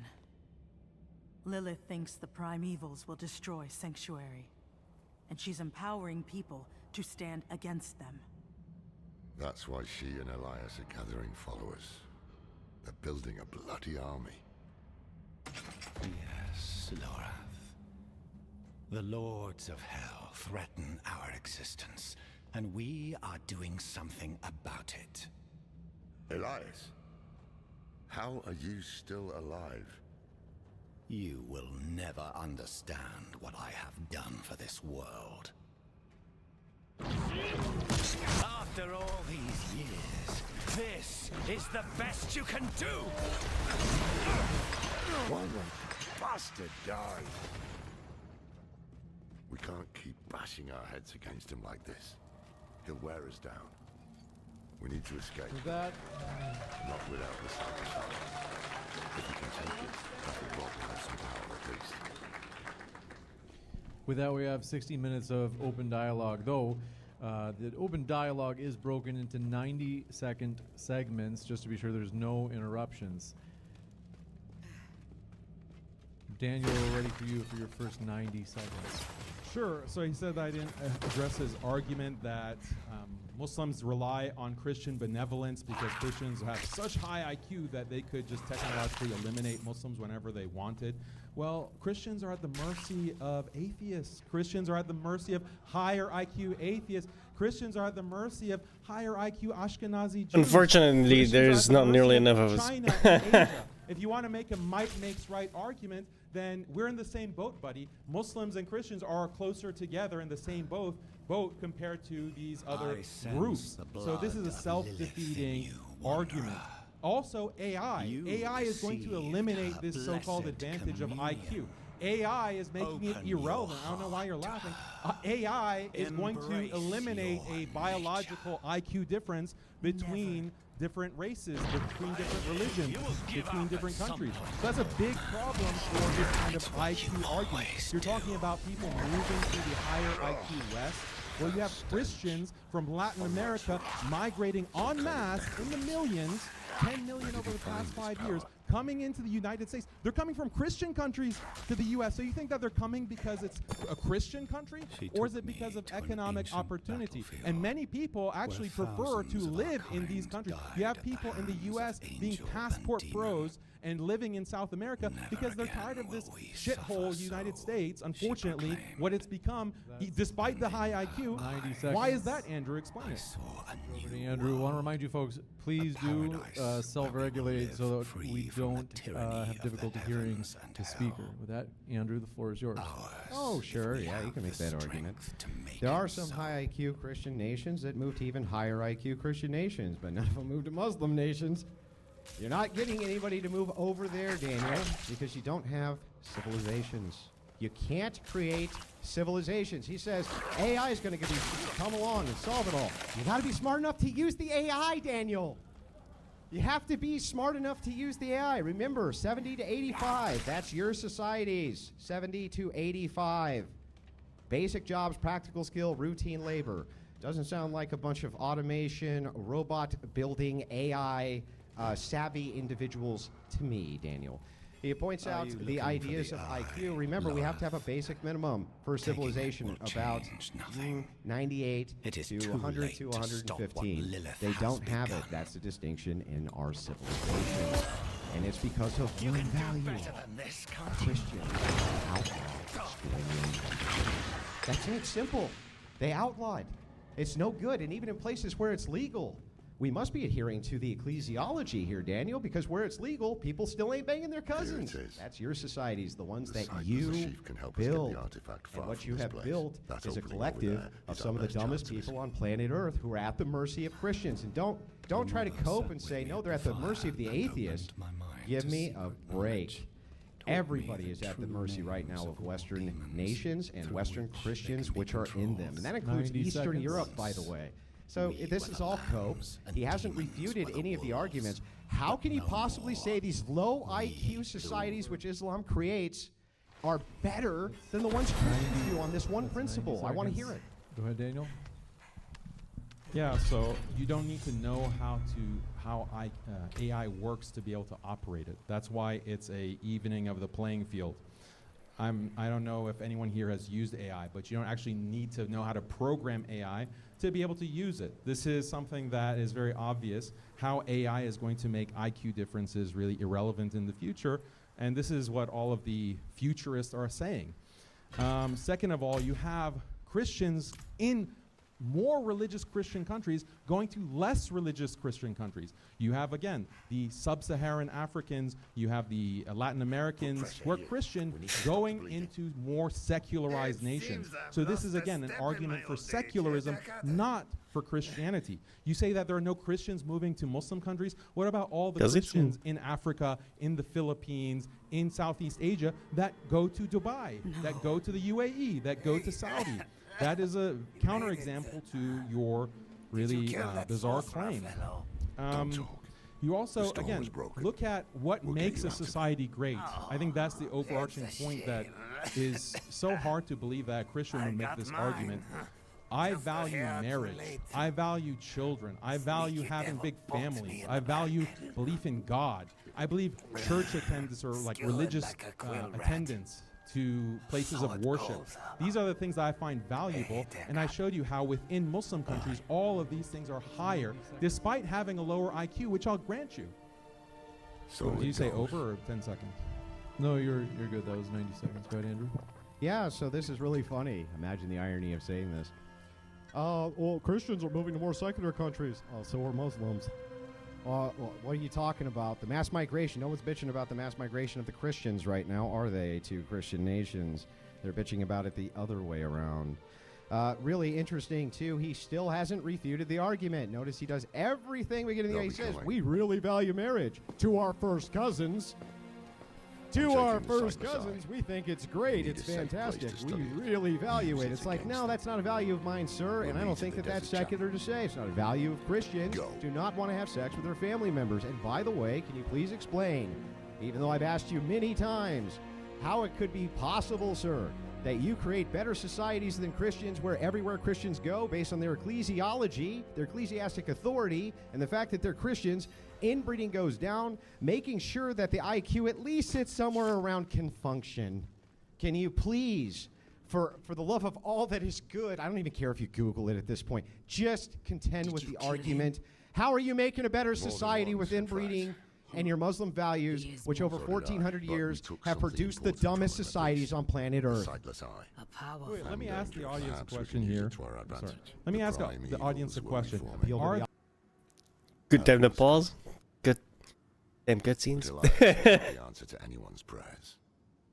If you want to take the measure of someone, you judge them by their deeds, not their words. Simple as that. Elias preached of saving the world while standing atop a mountain of corpses. Then there was the Wanderer.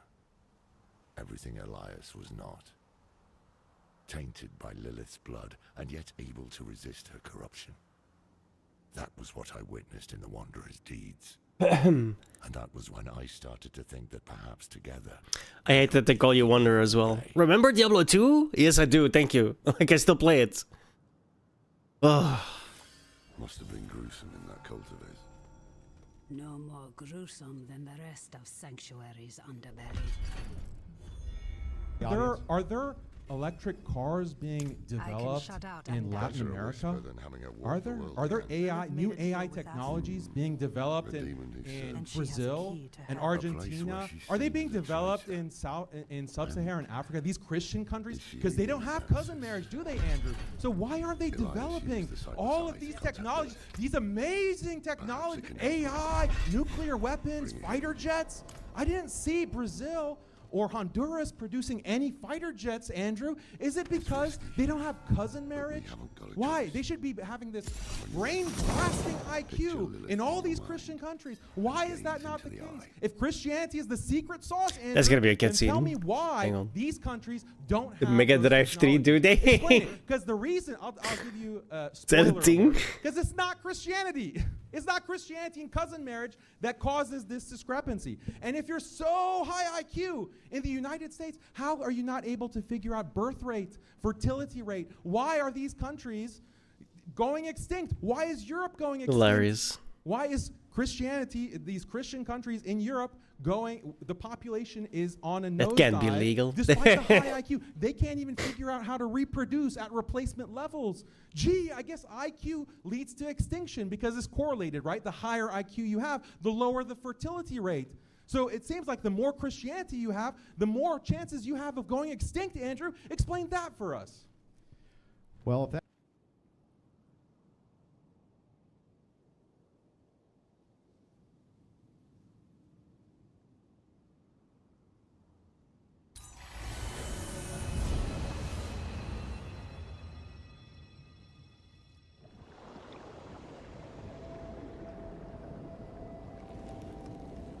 My father's essence is reforming.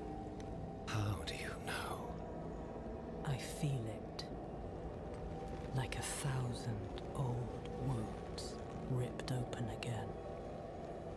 He's still weak. Vulnerable.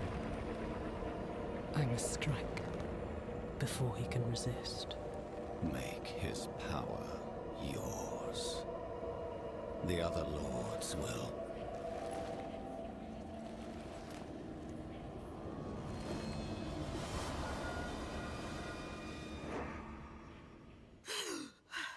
What happened? She saw me. She knows we're looking for her. Only a matter of time before she comes after us. Not necessarily. What do you mean? Mephisto is reforming. And Lilith aims to take his power while he is still weak.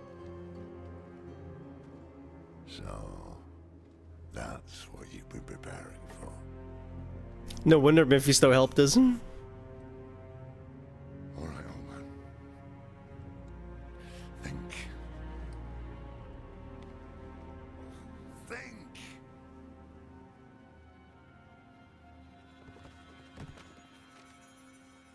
If she takes Mephisto's power, she'll become like a prime evil herself. She'll be able to conquer hell and sanctuary alike. I have an idea how to stop her. But for it to work, multi-million-dollar company couldn't even have the text not be pre-written on the fucking page. he'll have gone to Kyovashad for guidance.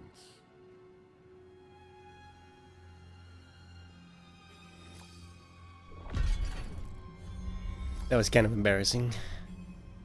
It would strike a blow against hell, that much is certain. But is it really for her? All her actions are driven by hatred. I'm saying it's impossible to know. She can peer into hearts, tell us what we want to hear. To trust her would mean gambling with the fate of all humankind. The beginnings of a plan to thwart Lilith. One thing's for sure, we need a soul stone. And that means we need Donan. He'll understand. It's a relic from when the world was young. For many years, an order of rogues called the Sisters of the Sight. Not sure how they lost hold of it. But I've heard knowledge of their craft has spread to others. But most rogues... More than I care to now. Her pain is primal. Wordless. She doesn't like me to think.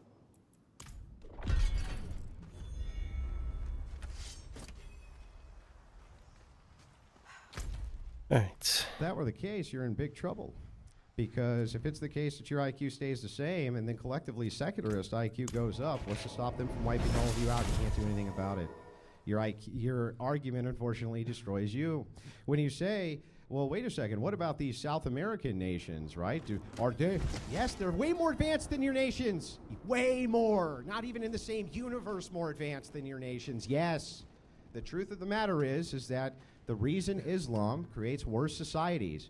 We can bicker about theology, right? Hey, I'm sure Daniel could probably get me on some points there, but you can't bicker on the facts. And he hasn't contended with the argument still. He's asked me a bunch of questions. Did you actually hear an argument, anybody? Because there isn't an argument.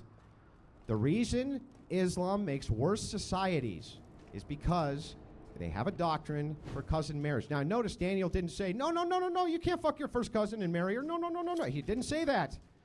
Because he probably believes that you should. He probably believes it's fine. He probably believes something about, like, it protects inheritance or something like this, right? The thing is, though, is like, can we please get an argument for how a society that doesn't at least have 100 IQ so we can have middle management isn't better than, well, donkey pull cart. Wonderful. That's what I want to know. And please, for the love of God, sir, when you say it's not because of Christianity, the entire historical record disagrees with you. When pagans were at 20 to 30%, guess what? It was Christians who brought that down. And by the way, in all of the Muslim shared nations with Christians and Muslims, they're always lower IQ than the Christians because they fuck their cousins. Time. We'll go over to Daniel, 90 seconds as well. Again, throughout Christian history, you had sub 100 IQ. Throughout Christian history, it's only because of the Flynn effect in recent centuries that you have this change. So all of the criticisms that you're applying to Islam apply to your past civilization. How did you have a Christian civilization with sub 100 IQ, Andrew? Was the Byzantine Empire a S-hole? They had sub 100 IQ. How did they have a civilization without having positive 100 IQ? You can't explain that. You can have a beautiful, expansive civilization and empire with sub 100 IQ because there's other values that are significant to human existence. Values like marriage, family, God, worshiping God. You don't need to be a positive 100 IQ genius to be able to love and be devoted to God. I think that is actually more of the Christian message than this kind of IQ chauvinism that you're presenting. This doesn't seem Christian at all. This really doesn't seem 100%. Talking about like donkeys pulling carts. If you're smart, you flee to the West. Like, go to the Philippines. Go to some of why do you think a bunch of them are also mad that, like, they have donkeys? how do I put this?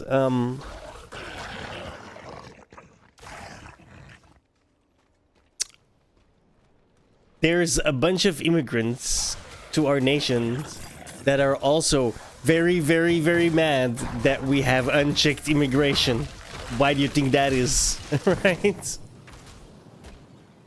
So their apparently their Christianity and their lack of cousin marriage is not helping them. It's because they know. It's a really bizarre argument. All of you can laugh and stuff for it, and laugh it up, but it doesn't change how stupid this argument is. If you have if IQ is this end all be all of civilization and the end all be all of progress, then why is the West going in a nosedive? All the things, Andrew, that you beautifully criticize about the West, the LGBTQ, the lack of marriage, that's happening in these non-cousin marriage countries. So clearly, having the highest IQ, so clearly IQ is not the end all be all. Switch it over. Let's take a look at the first straw man. Did I ever say IQ is the end all be all? No, of course not. Straw man. So as it told us, how Muslims build better civilizations when they produce 70 to 85 IQ individuals who are basically only suited for basic jobs. Okay, still hasn't told us that. He can't. He can't tell you. He can't tell you that these are better civilizations. The reason that he can't, because they're not. They're clearly not. Oh, crap. And the thing that's really funny about this is, like, let's just grant it. I was just following them. I turned my brain off because I'm listening. We'll just pretend. Well, you know, it's okay to have a bunch of 80 IQ people who can't seem to get past primitive technology and are just day laborers. But you know what? We don't do anything degenerate.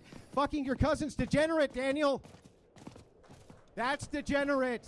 Yeah, maybe you don't have hookers and OnlyFans girls, but fucking your first cousin is degenerate. So by the way, and let me just point this out, and this is really, really important to point out.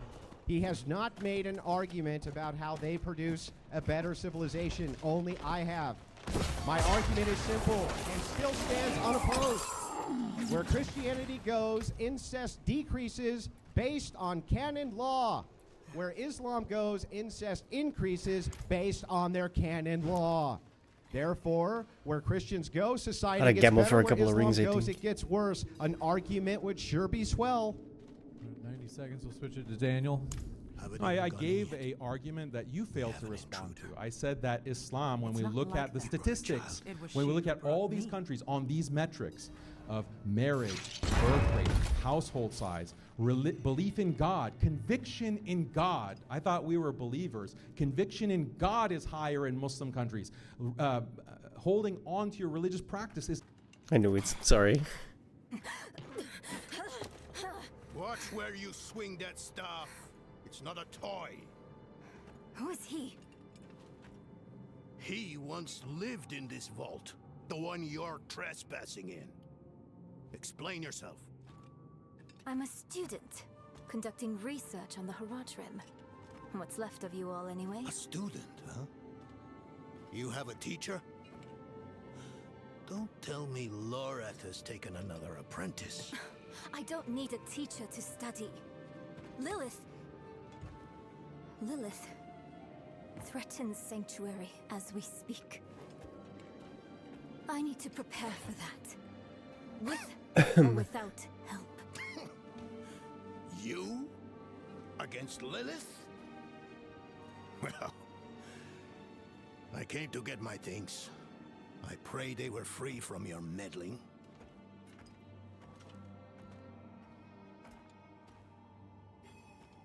More in Muslim countries. Look at the levels of drug abuse, alcohol abuse being lower in Muslim countries. These are all values that are good, and we see them associated with Islam, not Christianity. That was my argument. So you can't deny those statistics, so you keep claiming that I have no argument. I clearly do have an argument, and I refuted your argument. If IQ is the end-all be-all, your entire argument is on the basis of IQ. You haven't said, you just say, oh, marrying your cousin, effing your cousin, that is degenerate. On the basis of what? It's not on the basis of your Bible. It's just a... Well, I didn't expect him to, like, defend that shit. I'm gonna be honest. Yeah, laugh it up, laugh it up. I do want to make sure we can hear the speaker. Holy shit. Laugh it up, okay? Because as I said, you are arguing on the basis of a decree that was made. What is the actual moral? Can you make a moral argument, Andrew? other than, oh, it lowers IQ. There are many things that lower IQ. Like I said, interbreeding with other races, interracial marriage results in lower IQ. So is that degenerate as well? Why can't you answer these questions, Andrew, instead of repeating, oh, you don't have an argument. You haven't responded to my argument. Okay, yeah, you've said that 10 times. Respond to the points that I'm making. The prime evils may be subdued, but they can never be ended. Even from their home in the hells, they can still influence our world, walk it unseen. When weakened, they've been known to take the form of strange animals. A one-eyed owl, a wingless bat, or a wounded wolf.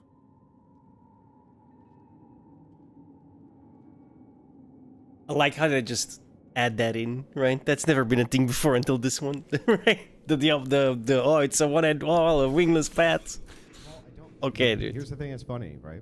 The points that you're making are in question form. Question form is not an argument. They're questions, not arguments.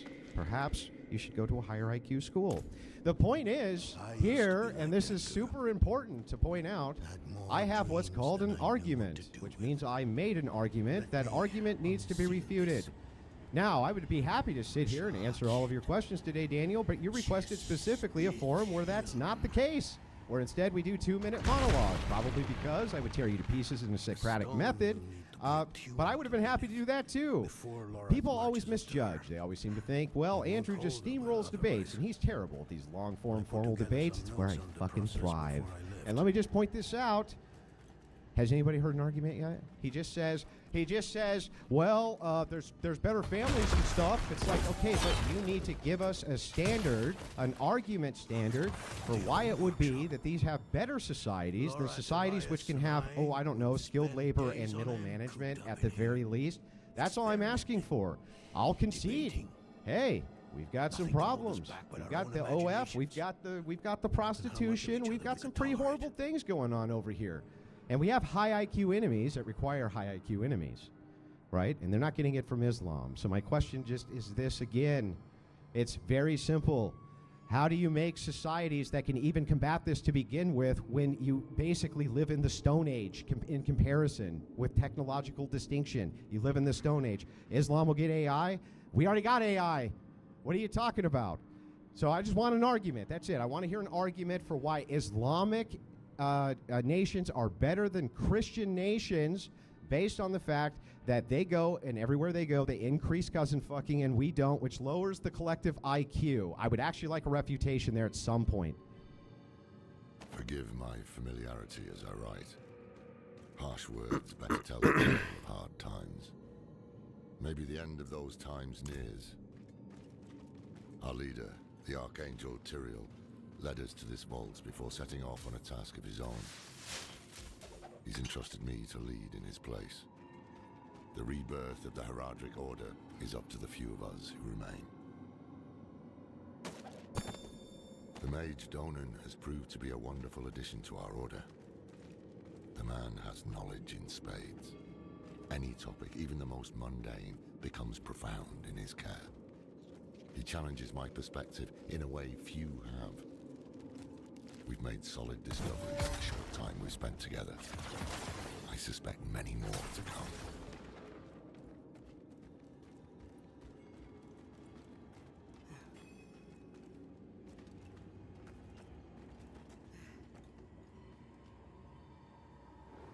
First things first, Lorath will need my notes. Soulstone magic is treacherous, even in the most skilled hands.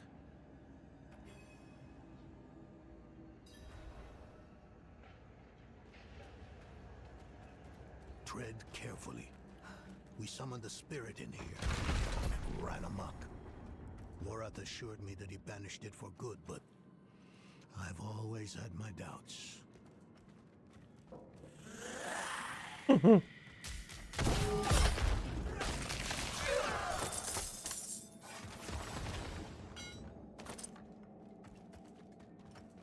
Okay, but there's nothing here though. I feel scammed.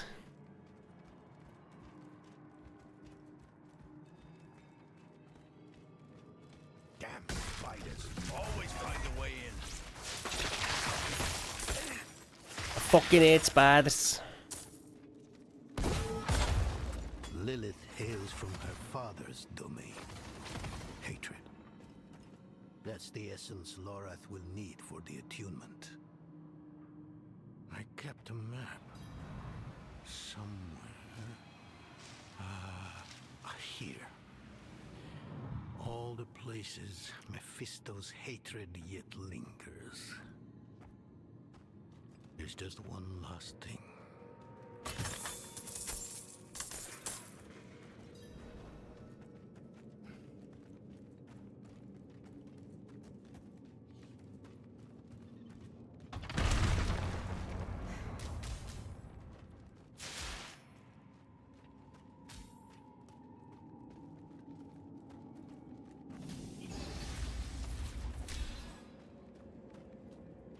Hmm.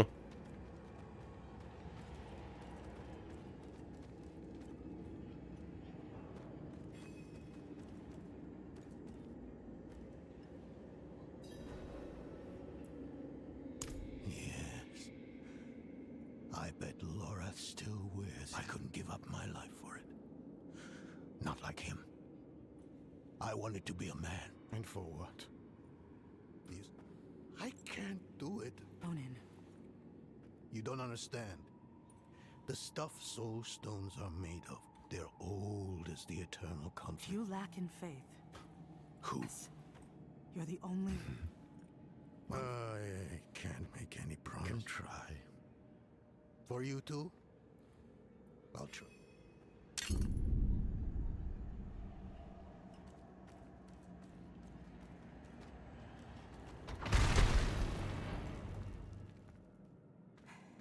Good? Yeah. Okay, here is the argument. I'll put it in premise form so you can follow it. Take notes, Andrew. Premise 1.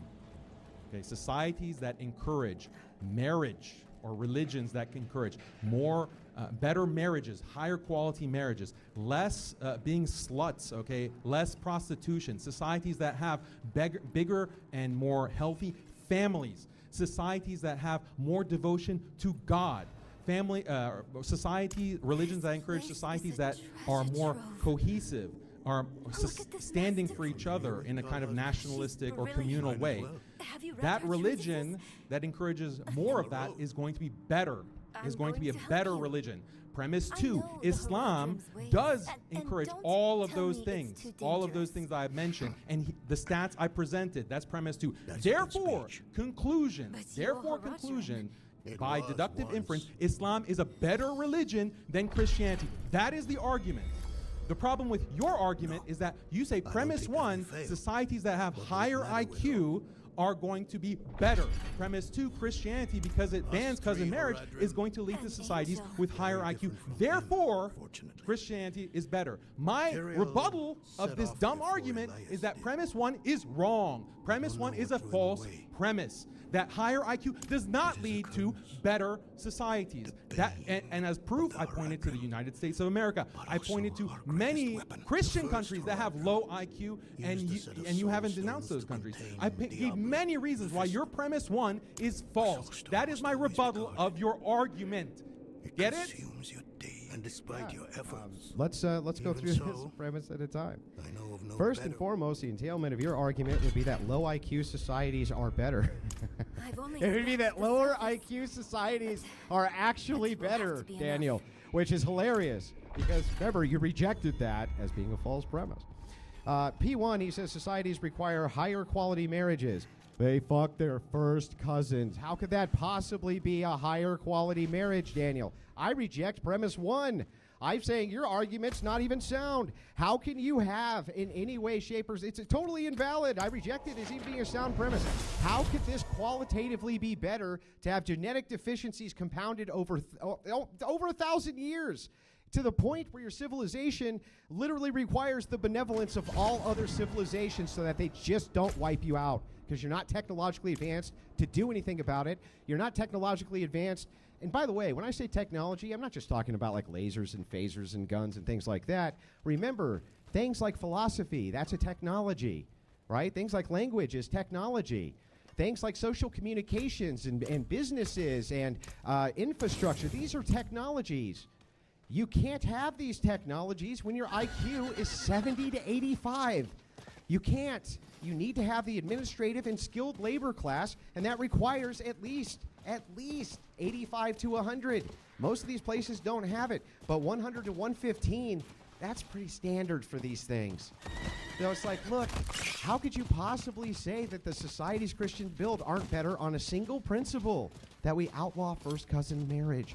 When you outlaw first cousin marriage, you see the collective IQ begin to increase, right? And you see that these technologies are no longer unavailable. Technologies, medicines for children, things like this are now available. His argument, his entire argument is actually we should keep our society super low IQ, because if we keep them low IQ, well, they'll have more qualitative marriages and stuff. What? What? We have to switch it over at 90 seconds. No, I didn't say having lower IQ means you have more marriage. You don't understand causality. So again, the question is, you had the vast majority of Christian history at sub 100 IQ. Your assumption, the premise that you're using, is that you have to have an over 100 IQ average in your society to build civilization and to be functional. But this is disproven by your own religious history. This is disproven by all of Christendom prior to 1800 or even 1900, the 1900s actually. So just like Christians could have civilization for 1900 years, Muslims have also had their civilizations that were also thriving, that also had conquest, that also had art, literature, poetry, all kinds of beautiful things that we as human beings value. It's not just IQ. You're taking this atheistic argument, which is baffling to me. Why you as a Christian would have this kind of IQ fetishism? You're not a white nationalist. IQ is not the end-all, be-all of human existence. I am happy, I'm fine with having a 90 average IQ country that abides by traditional values, that abides by whether they be Christian or Muslim. I actually prefer the low IQ Christian countries that value marriage. They don't have degeneracy. They don't have prostitution. I value those Christian countries even when they have a lower IQ, a 90 IQ, an 80 IQ. They're living beautiful lives. Yeah, you can make fun of them. Oh, they have donkeys pulling their carts. You can laugh, but they're living beautiful lives as Christians or as Muslims or any other religious group. Well, I guess ignorance really is bliss. Oh, go on.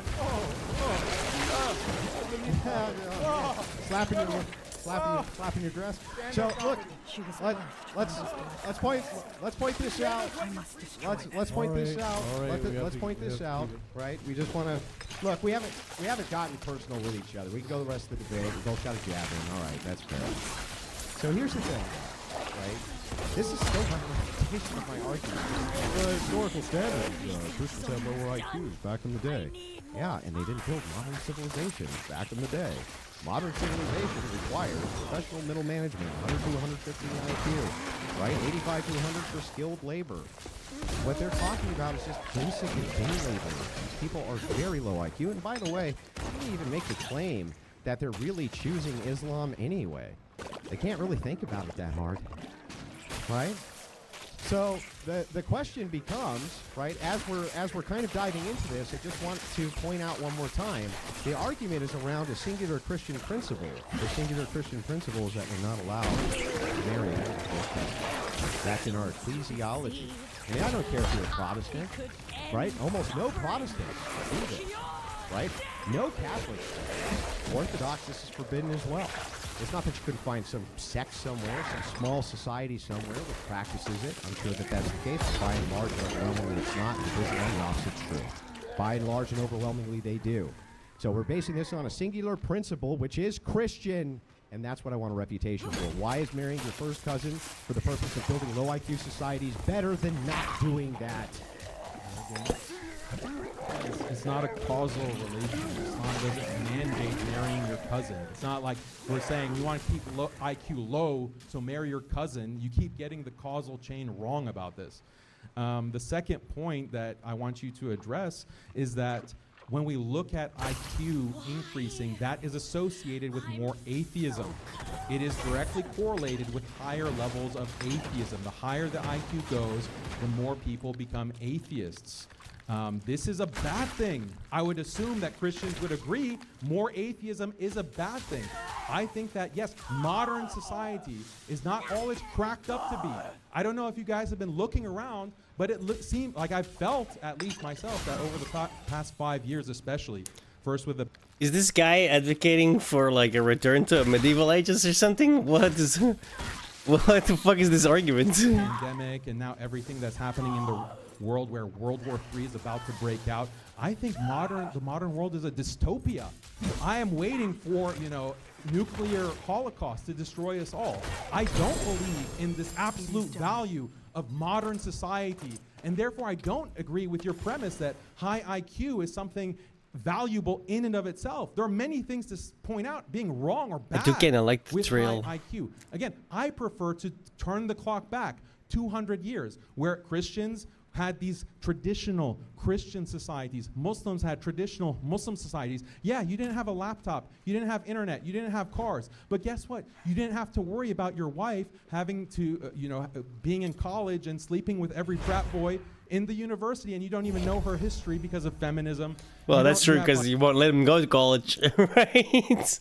Like LGBT degeneracy. You have elderly who are being shipped off to old folks' homes because there's not a strong family unit to take care of our own elderly. Children are being shipped off to daycares because there's not a strong family, strong marriage, mom at home with traditional roles to take care of the children. I prefer the low IQ. I prefer the low technology society. You have to switch it over. Andrew, 90 seconds. Can I just point this out? That none of those degenerate things that he just pointed out, which I agree with him, are the cause of IQ. I think you're having the problem with the causal link, sir. Let's point this out. And this is really important to point out. One more time, he didn't condemn the argument. The argument is, how do you make a superior society which is better for society? And you know what?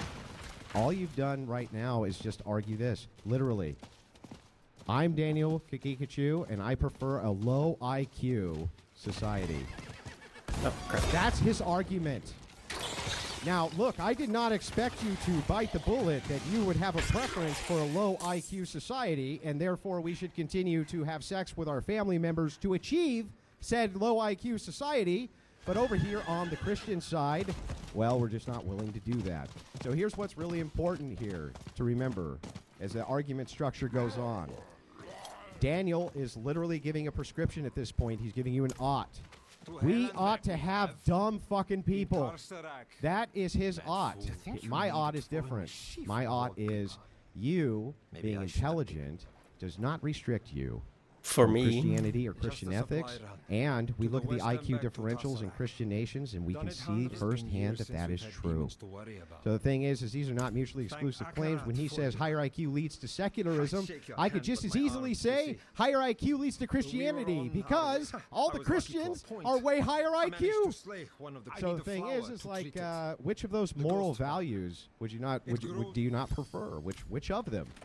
Which of these Christians don't want degeneracy? They're fighting against it as well. The only reason you've made these successful inroads is because your enemies are so stupid that you can conquer them. And anytime you've tried to conquer the technologically advanced West, you can only do it via immigration, because you cannot collectivize to spare yourselves from the very nuclear war you're currently terrified of, because your people groups are too stupid. Go ahead, Daniel. How much time do we have, James, for this 90 to the back for this back and period? forth? We have until it's about 30 more minutes. Oh wow. Okay, that's good. 30 more minutes. He doesn't sound very happy about that. Andrew saying that Muslims are dumb. Okay, that's great. I'll try to be more substantive. I'll try to be more substantive than that. So just listen to this. So let's get into we have enough time to actually get into the IQ science. Wait, what? So I need first to of go all, in here. Andrew, I'm not sure if you know this, but IQ is more highly correlated with race than it is with cousin marriage. So race, if you want to make this kind of IQ supremacist argument, then it will quickly become racial. And if you want to make that argument, just be very clear about it. Does Christianity, like your worldview, promote higher IQ races and everyone being at the mercy of those higher IQ races? You keep making a might makes right argument that, oh, Muslims are at the mercy of us high IQ Christians. Okay, well then there are races that are higher IQ than others. So are the higher IQ races practicing benevolence by not wiping out the lower IQ races? That seems to be what your standard, what your morality actually entails pretty directly. So that, please address the race issue. I'll give you a chance to respond, Andrew, but I do want to be sure that this doesn't veer off topic too far. Yeah, so I mean, that's really simple to address. It doesn't really matter. It doesn't really matter if that's a correlate. You know what else is a correlate? Fucking your first cousin. That's a correlate. That's a massive correlate for lowering IQ. It wouldn't matter if it was inherent, let's just say, for instance, that white people had higher IQs on average than the average Arab, right? Let's just say it for the sake of a hypothetical. It doesn't actually matter that much because we know one thing that's going to bring the IQ down. Fucking your first cousin. So the thing is, since that is the case, and it's objectively the case, right, I can still make the prescriptor that your societies would be a lot better off if you had 85 to 100 skilled laborers, 100 to 115 IQ professionals, at least in middle management. At least. And you said it yourself. Right now you're terrified of nuclear war. We are terrified of nuclear war all around the nation. Right, all around Muslim nations. You're probably terrified of Zionists who are right in your own backyard. I get all of that, Daniel. But your people group aren't smart enough to defend themselves against these people. Christian nations are. We're smart enough to defend ourselves from people groups who want to wipe us out, like yours. Right? So that's what's important here. The reason why you need to at least have an IQ that's above, I prefer lower IQ, 70 to 85.